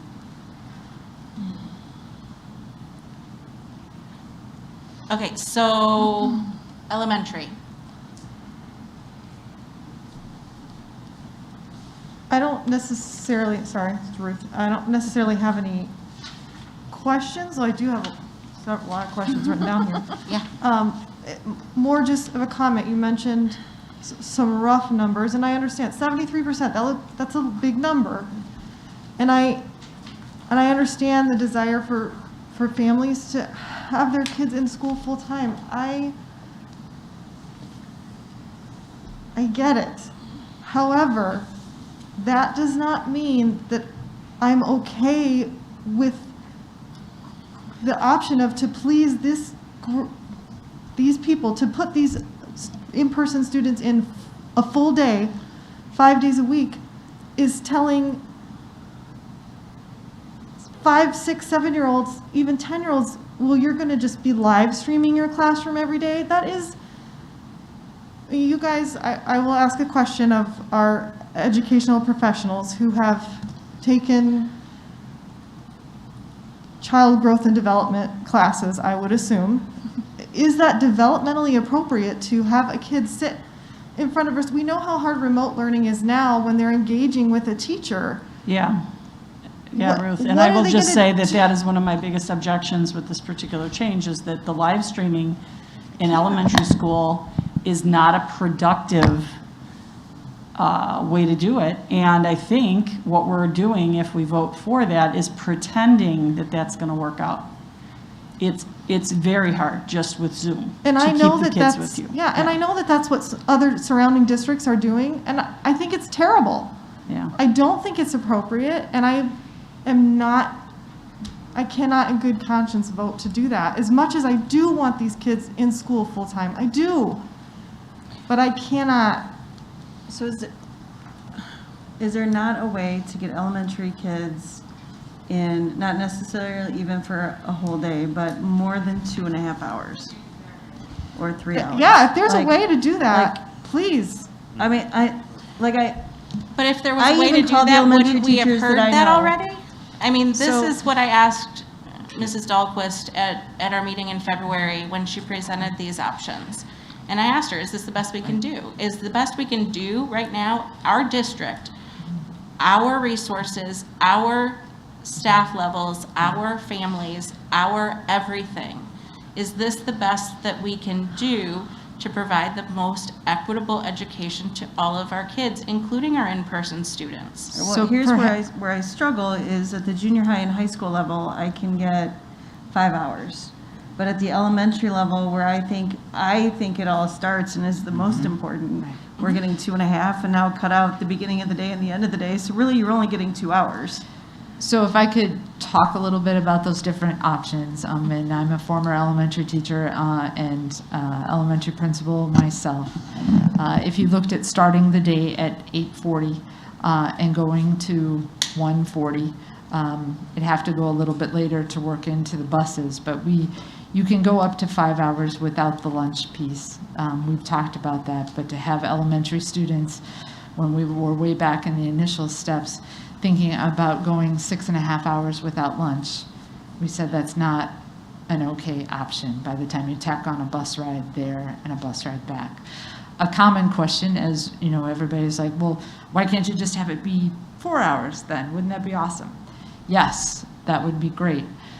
We have to, with our transportation, our buses run a high school route, a junior high, and an elementary route. And you have to have 40 to 50 minutes in between all of those different routes so that our buses can be maximized to run all of those different pieces. So each puzzle piece of elementary, junior high, and high school has to nest or be adjacent to each other to be able to do that. And this is the maximum amount of minutes given our junior high and high school 5-hour time to be able to do that. Dawn has run numbers with me more times than she would care to admit, as we have attempted to find more minutes. I would love to find more minutes. And I appreciate that, but I elementary. feel like we're being held hostage by bus schedules. Busing has always been the biggest consideration, Ally. I mean, I'm telling you, the only time that busing wasn't a consideration in my 30 years of education is when I worked at a school where everybody walked. And that's it. Busing, believe it or not, is a huge consideration in education. It's a big deal.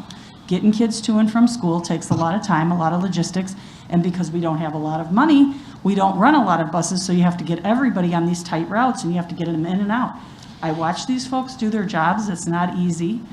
I think they do the best they can, but that is the truth of our 3 levels, that they depend on each other to get those buses in and out. And we've seen what happens when it goes wrong. We had a time when we were switching the bus situation. I think you were on the board back then. And it wasn't happening. And it was awful because kids were sitting at their stops. I was teaching in the district at that time. Kids in elementary school were standing at their stops for 40 minutes in the cold, in the winter. We can't do that.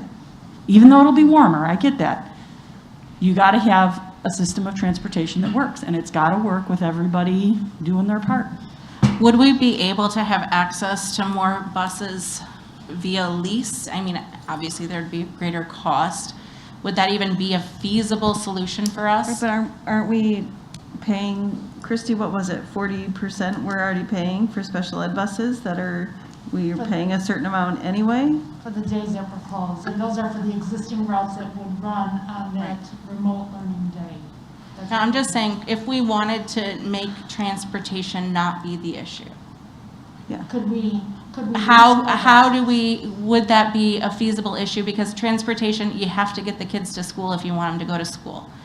And we have to provide transportation to But students the that live money more than an hour and a involved, half. the money Well, involved. obviously the money involved, but is it even, with that, is it even possible at this stage in the year? No, you can't, we would be leasing buses right now and soon. I see Dawn shaking her head, please, no, no, no, no, Sure, let that, Dawn they'll laugh at me.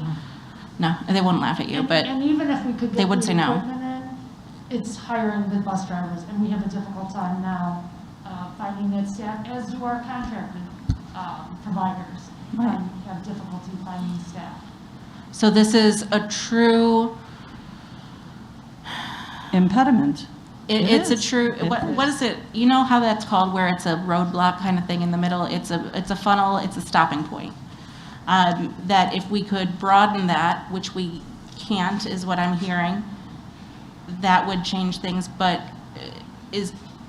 I mean, obviously 2.5 hours is not enough.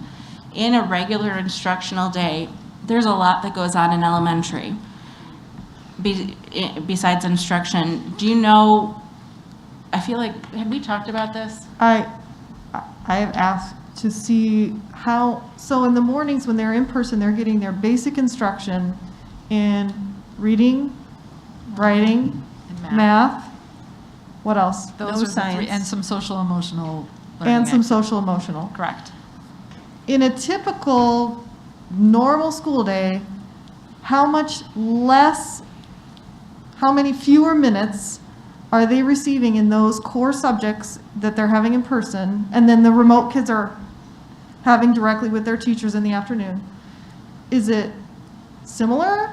Is it significantly less time? It's slightly less for math than it is in a regular traditional day. Right, a normal school year. Right, and it is fairly typical for the reading and the writing piece as it's composed, combined now as it would be during a regular day. Science and social studies is really where we're, especially social studies, and we're embedding some of that into our reading instruction so that we're still getting some of those themes and those concepts and using reading time to address that. Some of the time, if you lengthen the day, there is typical things that are lost for lunch, recess, all the specials things we're doing remote instead of taking that time to do those pieces. There's also some classroom procedure, bathroom breaks, those kind of things that happen more frequently the longer that you have that piece. But it is still some loss of academic time compared to usual. It's not that if you're going to be here, though, for 6 hours, that it's 6 hours of academic time for an elementary student. Thanks. Okay. But there's no science. Science is videos and Videos. concepts that have been put through. It's not direct instruction from the teacher, but we've gone through and cataloged and used a lot of the great videos that go along with our curriculum to demonstrate experiments to do those pieces. So it is not direct instruction, but I would say that there is science instruction. It's just asynchronous and on their own time.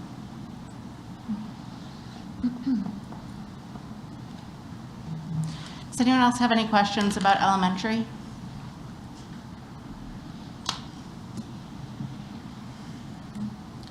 Okie dokie. Anything on early childhood, self-contained, EVA transition goal? Mike, go ahead. Have they pulled the teachers again? No.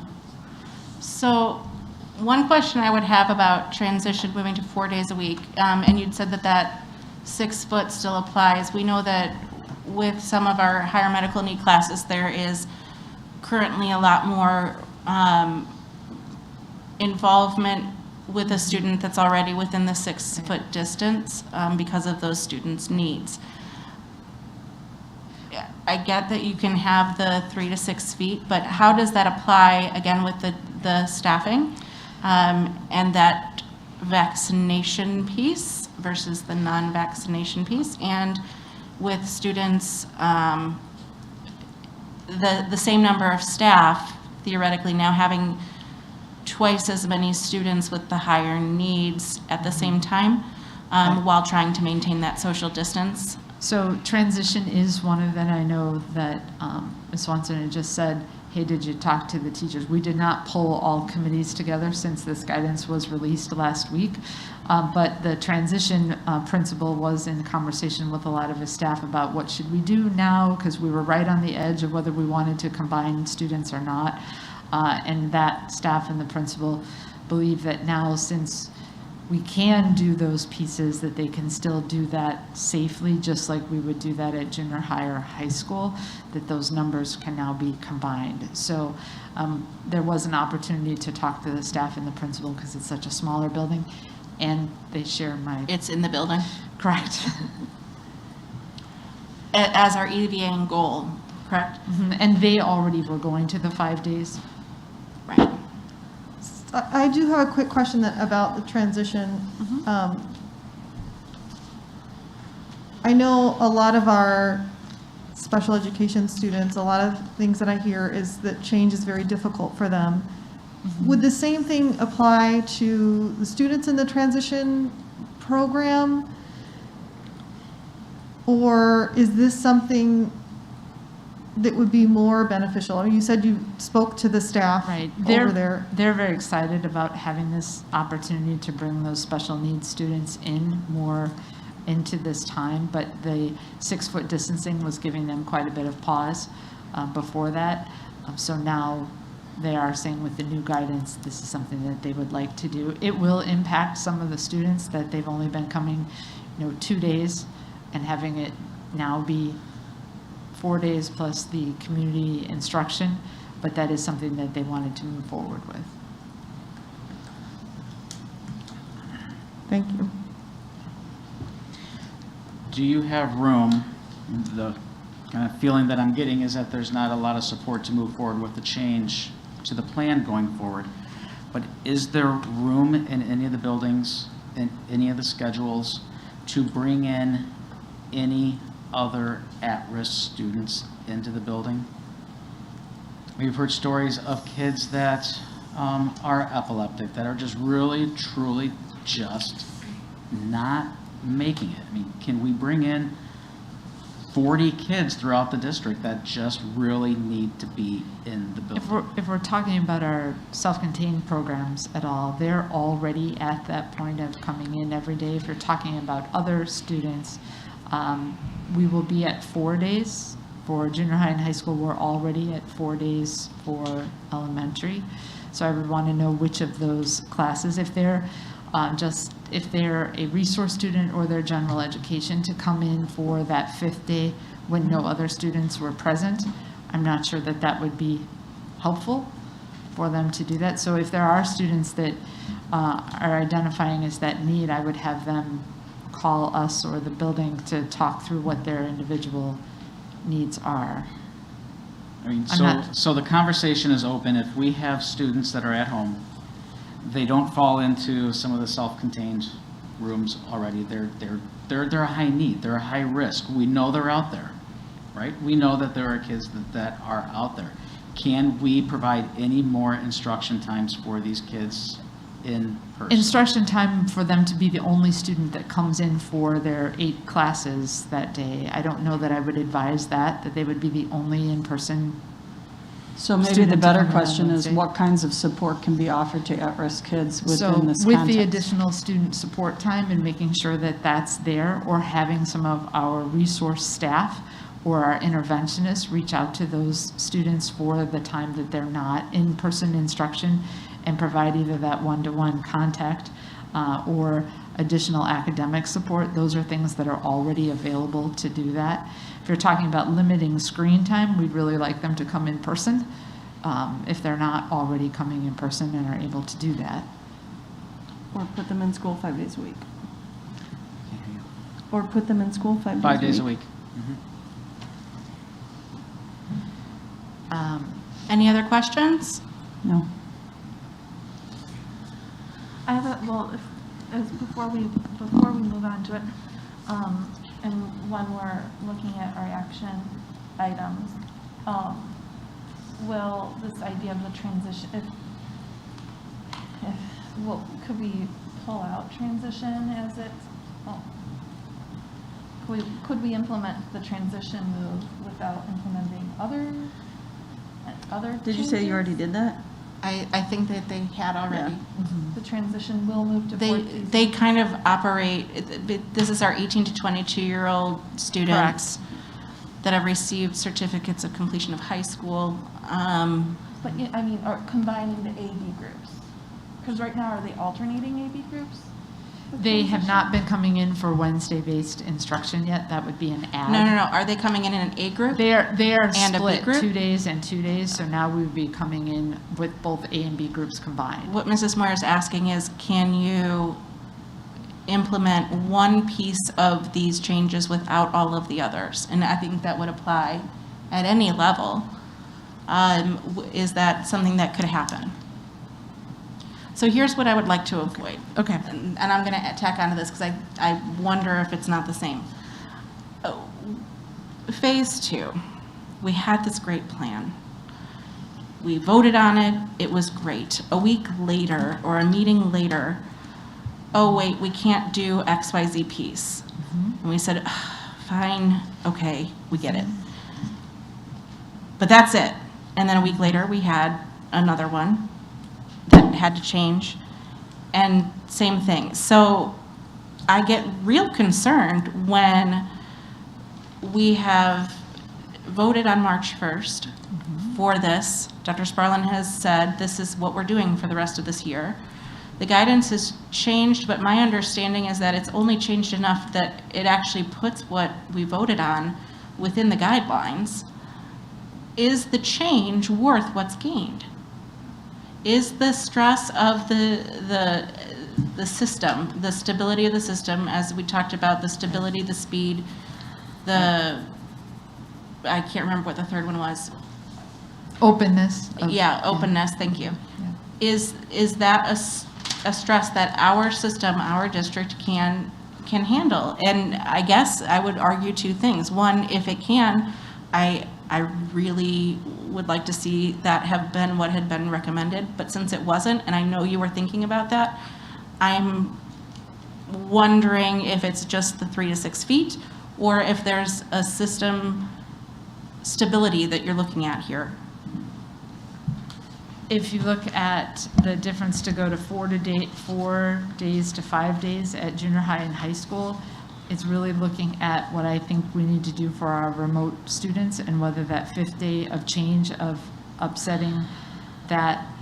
And I know everybody's getting lots of emails from students as well as parents, and the right decision for one family is not the right decision for another family. And trying to weigh out whether we need to go to another change to be able to provide that 5th day.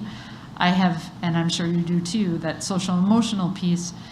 Once they're in for 4 days and have that connection, is there more damage of social emotional to have another change and not have our remote students that, or is the social emotional piece to having 5 days of in-person? Depending on the family, depending on the student, the answer is different. So when you bring this to us, what are you recommending it? Or are you bringing it to us as information that we can consider? I guess that's, I want to know what the people that do this for a living think is best for our district, our system, our kids. Well, I want to ask Yeah. why we're having this, why is this on the agenda tonight? Did administration recommend that we put this on the agenda? No, they had the possibility, a board member recommended that we put it on the agenda. Okay, so these are options that we asked you to come to us with, to consider with the new guidance. We already got their recommendation We already last time. got their recommendation. Right. So has your recommendation changed? I'm wondering, looking at this information. Based on board member input. Is that the answer to that? Or, well. No, a board member requested it be added to an agenda item, so it was added as an agenda item. Okay. So my only question now, and I'm being honest, Yeah. is what is your question to Faith based on that? Is this what, is this what you think we ought to do to make another change? Or do you think that what you recommended a couple weeks ago well, and actually that's not what you recommended a couple weeks ago, but what we voted on a couple weeks ago is which one would you pick? I guess I can't ask more plainly than that. Sure. And I know that that's a really hard spot to put you in. It is, And but that's I know fair. there's 18,000 kids. That's and the job I signed up for. A lot of Right. different, Right. a lot of different needs, as you'd said. Right. I would lean us toward option 2, and here's why. I don't think it's a dramatic change from 4 days to 5 days.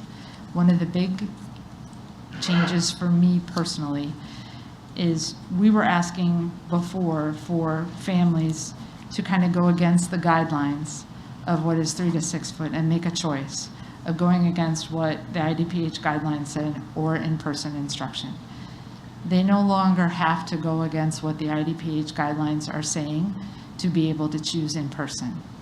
And I think that made a difference for me on why now it's okay to push harder for that piece and to get us to the 5 days.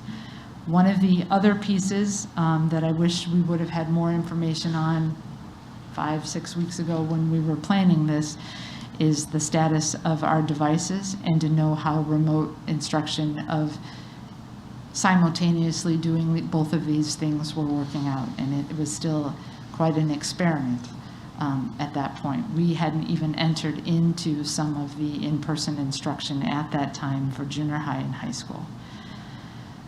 I continue to be really worried about our remote students, but I feel good that we have our student support time on what that would look like. And we still are not asking them to, not that we use Zoom, but to Zoom in or to live stream for a full day. It's still that shortened amount of piece. It's not an additional screen time. And I, at high school and junior high, am at option 2. But that was not an easy decision to come to. And then for elementary. Oh, and elementary is even harder. I know that there are people that are really vying for option 3, but option 3 with doing live simultaneous instruction as a former elementary educator, and I know there are other districts that are doing that, I don't see option 3 as being something I can support.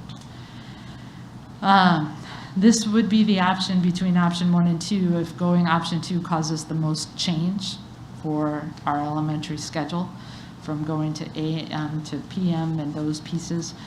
But as you know, this is Plan C that we talked about a while ago. This was an option that we went to if we are trying to bring more in-person instruction, especially if we're going to 5 days a week at junior high and high school. I'm of the mindset that we should try to do that at elementary too and go to option 2. But I know that we've gone through and caused so much change to families and to community members and to how all of this looks. I know that that is very, very difficult, and this requires a flip on those pieces, and we're getting emails both, please get us 5 days, please let us stay the same. And the elementary piece causes the most disruption in those times. It does. So when you presented this to us a few meetings ago, you'd had this flip to have live the 5th day in the morning instead of the afternoon, Right. or is it in the afternoon? You know what I mean? Do you remember that one? Right. So there's that one that you didn't recommend then. Correct. And you recommended a few weeks ago no change Correct. to elementary. And at that point you had said that that was because So that we they wanted our. don't live stream and they are teaching in the morning and afternoon, and teachers do need time to prepare both of those things. Right, and they still would need that time. This is combining everybody to do simultaneous in-person and remote in the morning, as opposed to simultaneously all remote in the afternoon. So it still builds in that time for teachers, but it is more in-person time. And at with- the point a few meetings ago, you'd thought that while if you could do it over, that's probably how you'd do it. In the You morning. had said, yeah, in the morning. You'd said that you didn't feel that the benefit was going to outweigh the stress in the system that it would put at the elementary level. So can you help us Now out? there, as the push to get more to in-person, to go to what we would need to do, this allows us to do that. We also What have is received this? all of our devices to get to more Yeah. in-person Okay. instruction. The live stream. We've also received all of the devices Oh. that we hadn't gotten yet from our original piece, which allows us to do some more of this in a better fashion than where we were 2 weeks ago. But do you think, and I'm just wondering, so, and I hear what you're saying, and I think it makes it's all very logical. It is a little bit of a, departure from what we were talking about before. So we would have we would have our elementary teachers, K through 5, live streaming Wednesday, for teaching in the classroom, live streaming to the remote learners on Wednesday mornings only. Is that Correct. right? Okay. So what kind of investment in time, and I'm not saying that it's not worth it. I'm saying what kind of investment in time, training, potentially equipment use. I mean, I know we have our new devices, but sometimes other equipment's needed. Would staff time to monitor maybe live streaming with a kindergarten class would be needed to be able to do live streaming for one morning a week at the elementary level? Right, Is it a significant investment, or? There's not an investment in new devices. There would be a lot of investment in helping teachers know how to do that, setting up procedures on how to do that. Certainly other districts are watching on what that would do at the upper grades. I would suggest that we use things like digital community ambassadors, where you have some students that take turns watching for the chat, doing those pieces. It is not ideal, and it will be less for our students on Wednesdays that are our remote students. Trying to find the balance between the importance of getting our kids in person, now that we're building more and more toward that, and also still doing what's right for our remote And this students. April 7th leaves like what, 8 to 10 Wednesdays? And at the end of the day, we're talking about less than 10 weeks. Less than that. It's Yeah. around 6 Wednesdays after that. It's not a lot of additional Wednesdays. I appreciate you. Pardon? I appreciate you. I appreciate your candor. Yeah, no, it might just be the teacher in me that agrees with her, but. Well, but that's what we need to know. We need to know if this is what you're seeing at the level that you're working at this project, that you think is what we can do, that you think would be best for our kids. And this Wednesday option, I mean, Wednesdays, we've heard numerous times, it's kind of in my house, Wednesday isn't a intense school day with what's happening online. So if option 2 gets our students, those that choose to be in the building for that 5th day, and remote learners are live streaming in, at least there's actually a class going on. There's the additional math and social studies and some actually core subjects that are occurring on that 5th day. Well, that's happening on the 5th day, but they're all doing it together in the afternoon for 2.5 hours. Correct. Sometimes. But I mean, you get a 5th day of people kids in the building, in the classroom. That is true. It's a great option. It's a great option for some and an option for others. Here's some maybe hopefully final thoughts for me. We voted to approve this phase 3 plan, and we said, this is it, no more changes. And I appreciate that a board member wanted to discuss it again. There was some new guidance. In my opinion, the guidance is not a significant change not significant enough that it would allow us to come 5 days a week, full-time in person, which is what everybody wants. And we are planning to do that the next school year. I feel like we need to say, listen, we made a choice. We told you this was our final choice. Dr. Sparlin communicated to our families, this is it, no more changes. I feel like we need to stick with that. And so I do not think that we should make any more changes. That's my opinion. You know, I can't say it as a board member, but I believe I heard you say it, that next year, 5 days in person, that's what is going, barring anything happening from Barring governance above what is our still head. in the documentation, hold on. It is important to note that these requirements are subject to change pursuant to changing public health conditions and subsequent updated public health guidance, including when regions are subject to additional resurgence mitigations. School leaders should remain alert for any updates. And everybody But needs yes, to the remember goal- that it the depends goal on is your to not behavior. carry- Oh, sorry. Sorry, Tony, but the goal is to not carry through scenarios like this into August. I feel like we I mean, I would like to be able to sit here as a board and say, I'm going to sit here and say, this is getting us through the end of the school year. This is Yes. not how I want to start August 15th. If I were Correct. sitting at this board beyond April, that's what I would say. And I just hope that's the goal. I mean, and I think the community wants to hear. That is our goal. August 15th, 16th, where that first day of school is going to be, that is what the current sitting board members, that's your goal. That you I don't don't think expect I've anything heard different anything than else. that. Right. I'm just going to make sure it's stated. And that is my There's opinion a as lot of well. confusion. There's a Guys, lot of let's confusion just out take, there. there is a lot of confusion. I would hope that everyone is doing their part to lessen the confusion. What I heard Dr. Sparlin say in his comments tonight were that they've started their 4 committees, working on this 5 full days a week in the fall.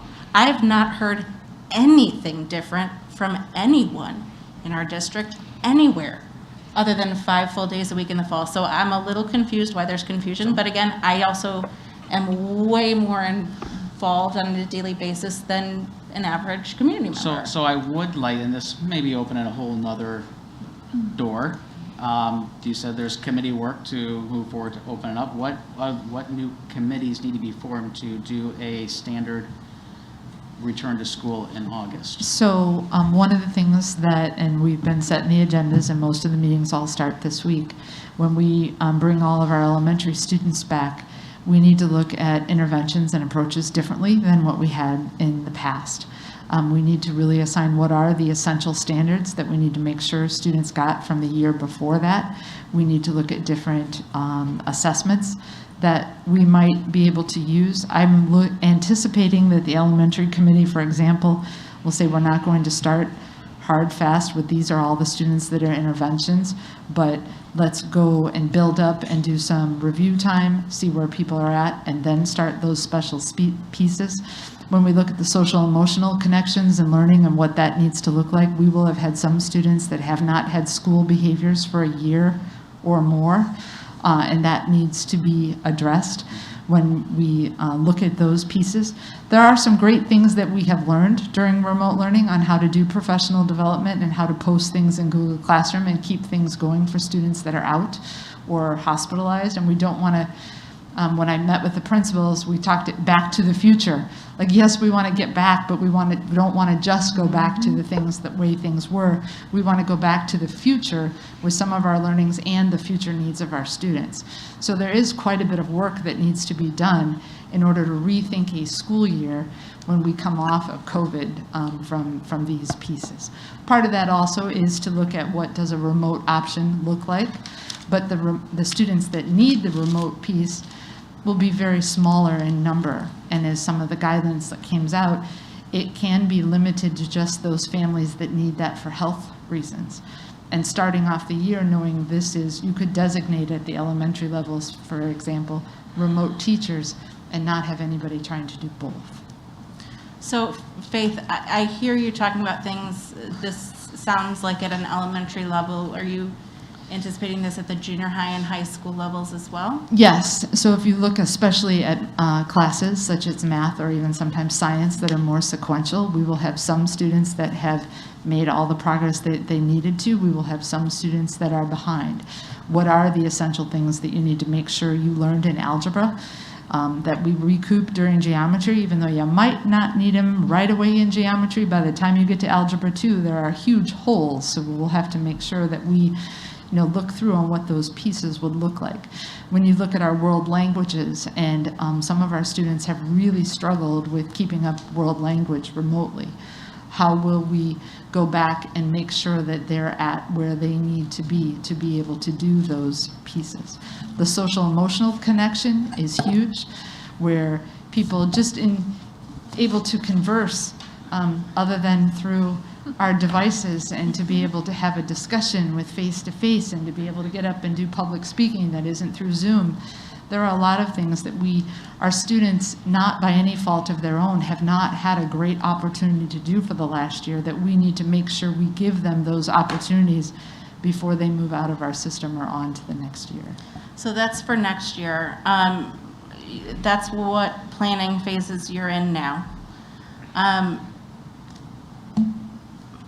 What does changing our plans at this point do to those plans?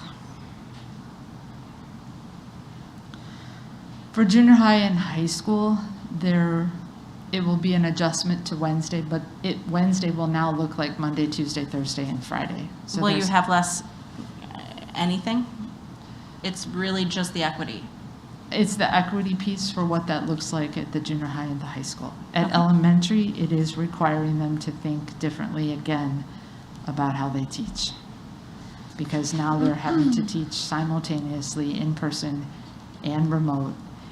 And I feel like I'm always asking a lot of our elementary staff this year. If we kept Wednesday the same as Monday, Tuesday, Thursday, Friday without flipping it, would that be better? Right now, our elementary staff are never having to teach simultaneously our in-person and remote students. That moving to this would require them to do that. So it's not just a flipping of AM or PM, it's combining those two groups. Maybe I'm not understanding your question. Yeah, I'm just wondering if Wednesday looks just like Monday, Tuesday, Thursday, Friday. So instead of... That you have the remote teaching in the afternoon. Right. Yeah. So the amount of planning time to be able to do that right now contractually gets really, really tight on what that would look like. And for some classes, we would now not have the contractual amount of break time and planning time for our elementary teachers to do that.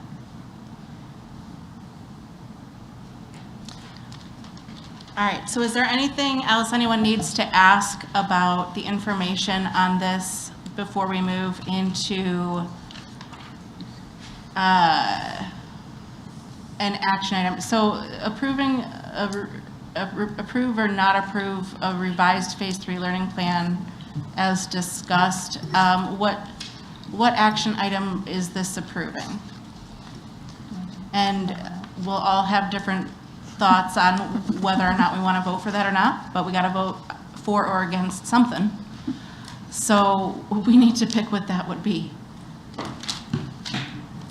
I'm hearing Faith say option 2 for junior high, high school would be the new Phase 3, and it is important to note that those students haven't already started Phase 3. This would just be a new Phase 3. You would have to send out a new survey. When we talked about this, we didn't think we would. We would allow students and families that need to make that choice just to call their school and make that adjustment, but not put out an entire, I would need to communicate out, put a video out, do all of those things. But if you've already said that 4 days of in-person is good for your family, we're assuming that you would probably want to do 5 days. So and we would just assume that in-person understand where you're going with that. That was a lot of effort and a lot of communication that went out with that survey. And we'd need to communicate it all again, and parents could still make the choice. But yeah, I gotcha. Okay. So I just, because it's 10:03, so And we could talk about this till the cows come home, but we still need to decide what this action item looks like. I think the cows are already home, though. The action item of Do you want to do it by approving level? option Not really. two. 'Cause option 2 is the, So option 2 all the way down was what I heard from Faith. Is this what, if you are going to vote for this, is that what you would be voting for? I'm gonna take 2. Who are you asking, Lori? The board as a whole, so each, we have to decide on things, so that means we need to make a decision on if you're going to vote for some change, what change would you want to vote for? Because yet again, we're in that wonderful position where you might vote no for a different reason than the person next to you. But at some point, we have to have 4 votes for something, either to change things or not change things. So if you were going to vote to change things, I think that what I'm hearing the major difference in is those who would like to vote for any change and those who would not like to vote for a change at this point. So I would ask. Why don't we just vote junior high, high school together? Phase 2 as recommended, yes or no? And if it's no, then we stick with the plan we adopted at the last meeting. And if it's yes, then we go to the recommended option 2 as presented tonight. And then for the elementary, we would do the same thing. The option there is what, 2 versus 3? Is there a need to split them Or one should be on out? the table. So why wouldn't we just vote option 2 Across the board. across the board? That's what I'm Either yes or saying. no. So I think that I'm hearing that more voices that are interested in this, and correct me if I'm wrong, but that we would make one action item, and that item would be to approve option 2 of a revised Phase 3 learning plan. Would be the action item. Okay. I think that captures it most accurately. Yes? And I'm going to say one more time too, thank you to Faith, because you have a pretty For split real. board. Like, you have a very split board, and I appreciate that you gave your honest opinion. Yeah, absolutely. That's a really important thing for everybody to hear. Yes. And we need to have that information, and I appreciate that. And we'll own it as a board, so. Yeah, for sure. Whether you approve or disapprove of our decision, you should email the board, not necessarily the administrators. That's right. We have asked them to do this once again. I'm just saying. No, well, I mean, We'll take it. we've asked for the responsibility to make decisions about this year. And so we do need to take responsibility for all those decisions, but that means that as a board, we need to come to a decision also. So I would think that that moves us nicely into item 10.1 whenever you have the wording ready. One moment, please. Thank you very much. And while we're waiting on that, then I'll just make a comment that I would prefer at the elementary level option 3, but it sounds like I'm the only one at the table that believes in it.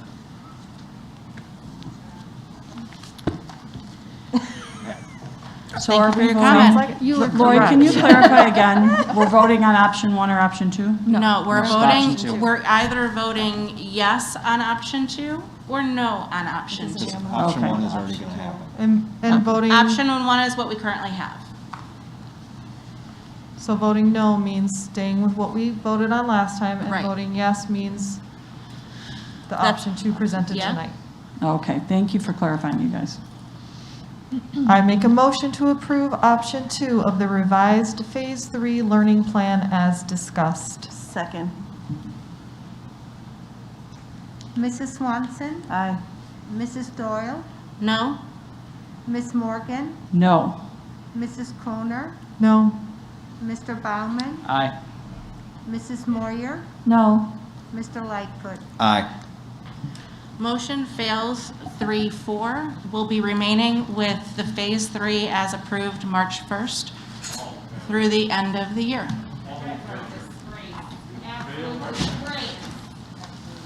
You ready? Item 5.2, or excuse me, 10.2, approval of bills for payment. Any thoughts? Can I have a motion to approve, please? I make a motion to authorize the payment of bills in the amount of $4,327,700 $76.74 as presented.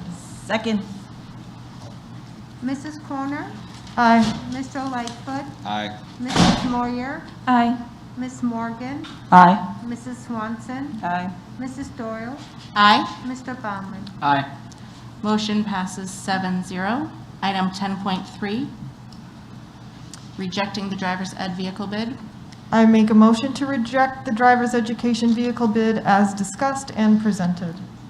Second. Ms. Morgan? Aye. Mrs. Corner? Aye. Mrs. Doyle? Aye. Mrs. Swanson? Aye. Mr. Baumann? Aye. Mr. Lightfoot? Aye. Mrs. Moyer? Aye. Motion passes 7-0. Item 10.4, approval of the MOU. I make a motion to approve the MOU with the Oswego Education Association as presented. Second. Mr. Lightfoot? Aye. Ms. Morgan? Aye. Mrs. Doyle? Aye. Mrs. Swanson? Mr. Baumann? Aye. Mrs. Moyer? Aye. Mrs. Croner? Aye. Motion passes 7-0. Item 10.5. I make a motion to approve the resolution authorizing dismissal and non-reemployment of first-year probationary teachers as presented. Second. Mrs. Doyle? Aye. Ms. Morgan? Aye. Mr. Lightfoot? Aye. Mrs. Moyer? Aye. Mrs. Croner? Aye. Mrs. Swanson? Aye. Mr. Baumann? Aye. Motion passes 7-0. Item 10.6. I make a motion to approve the resolution authorizing dismissal and non-reemployment of second-year probationary teachers as presented. Second. Mr. Lightfoot? Aye. Ms. Morgan? Aye. Mr. Baumann? Aye. Mrs. Moyer? Aye. Mrs. Croner? Aye. Mrs. Swanson? Aye. Mrs. Doyle? Aye. Motion passes 7-0. Item 10.7. I make a motion to approve the resolution authorizing dismissal and non-reemployment of probationary part-time teachers and teachers hired under a temporary contract as presented. Second. Mrs. Moyer? Aye. Mr. Lightfoot? Aye. Ms. Morgan? Aye. Mrs. Swanson? Aye. Mrs. Croner? Aye. Mrs. Doyle? Aye. Mr. Baumann? Aye. Motion passes 7-0. Item 10.8. There is no action to be taken at this time. Item 10.9. I make a motion to approve the personnel report as presented. Second. Mrs. Doyle? Aye. Ms. Morgan? Aye. Mr. Lightfoot? Aye. Mrs. Moyer? Aye. Mrs. Croner? Aye. Mrs. Swanson? Aye. Mr. Baumann? Aye. Motion passes 7-0. Item 10.10. I make a motion to approve the 2021-22 administrator contracts as discussed and presented. Second. Mrs. Croner? Aye. Mr. Lightfoot? Aye. Mrs. Moyer? Aye. Mr. Baumann? Aye. Mrs. Swanson? Aye. Mrs. Doyle? Aye. Ms. Morgan? Aye. Motion passes 7-0. Item 11.1, motion to adjourn. I make a motion to adjourn. Second. All in favor?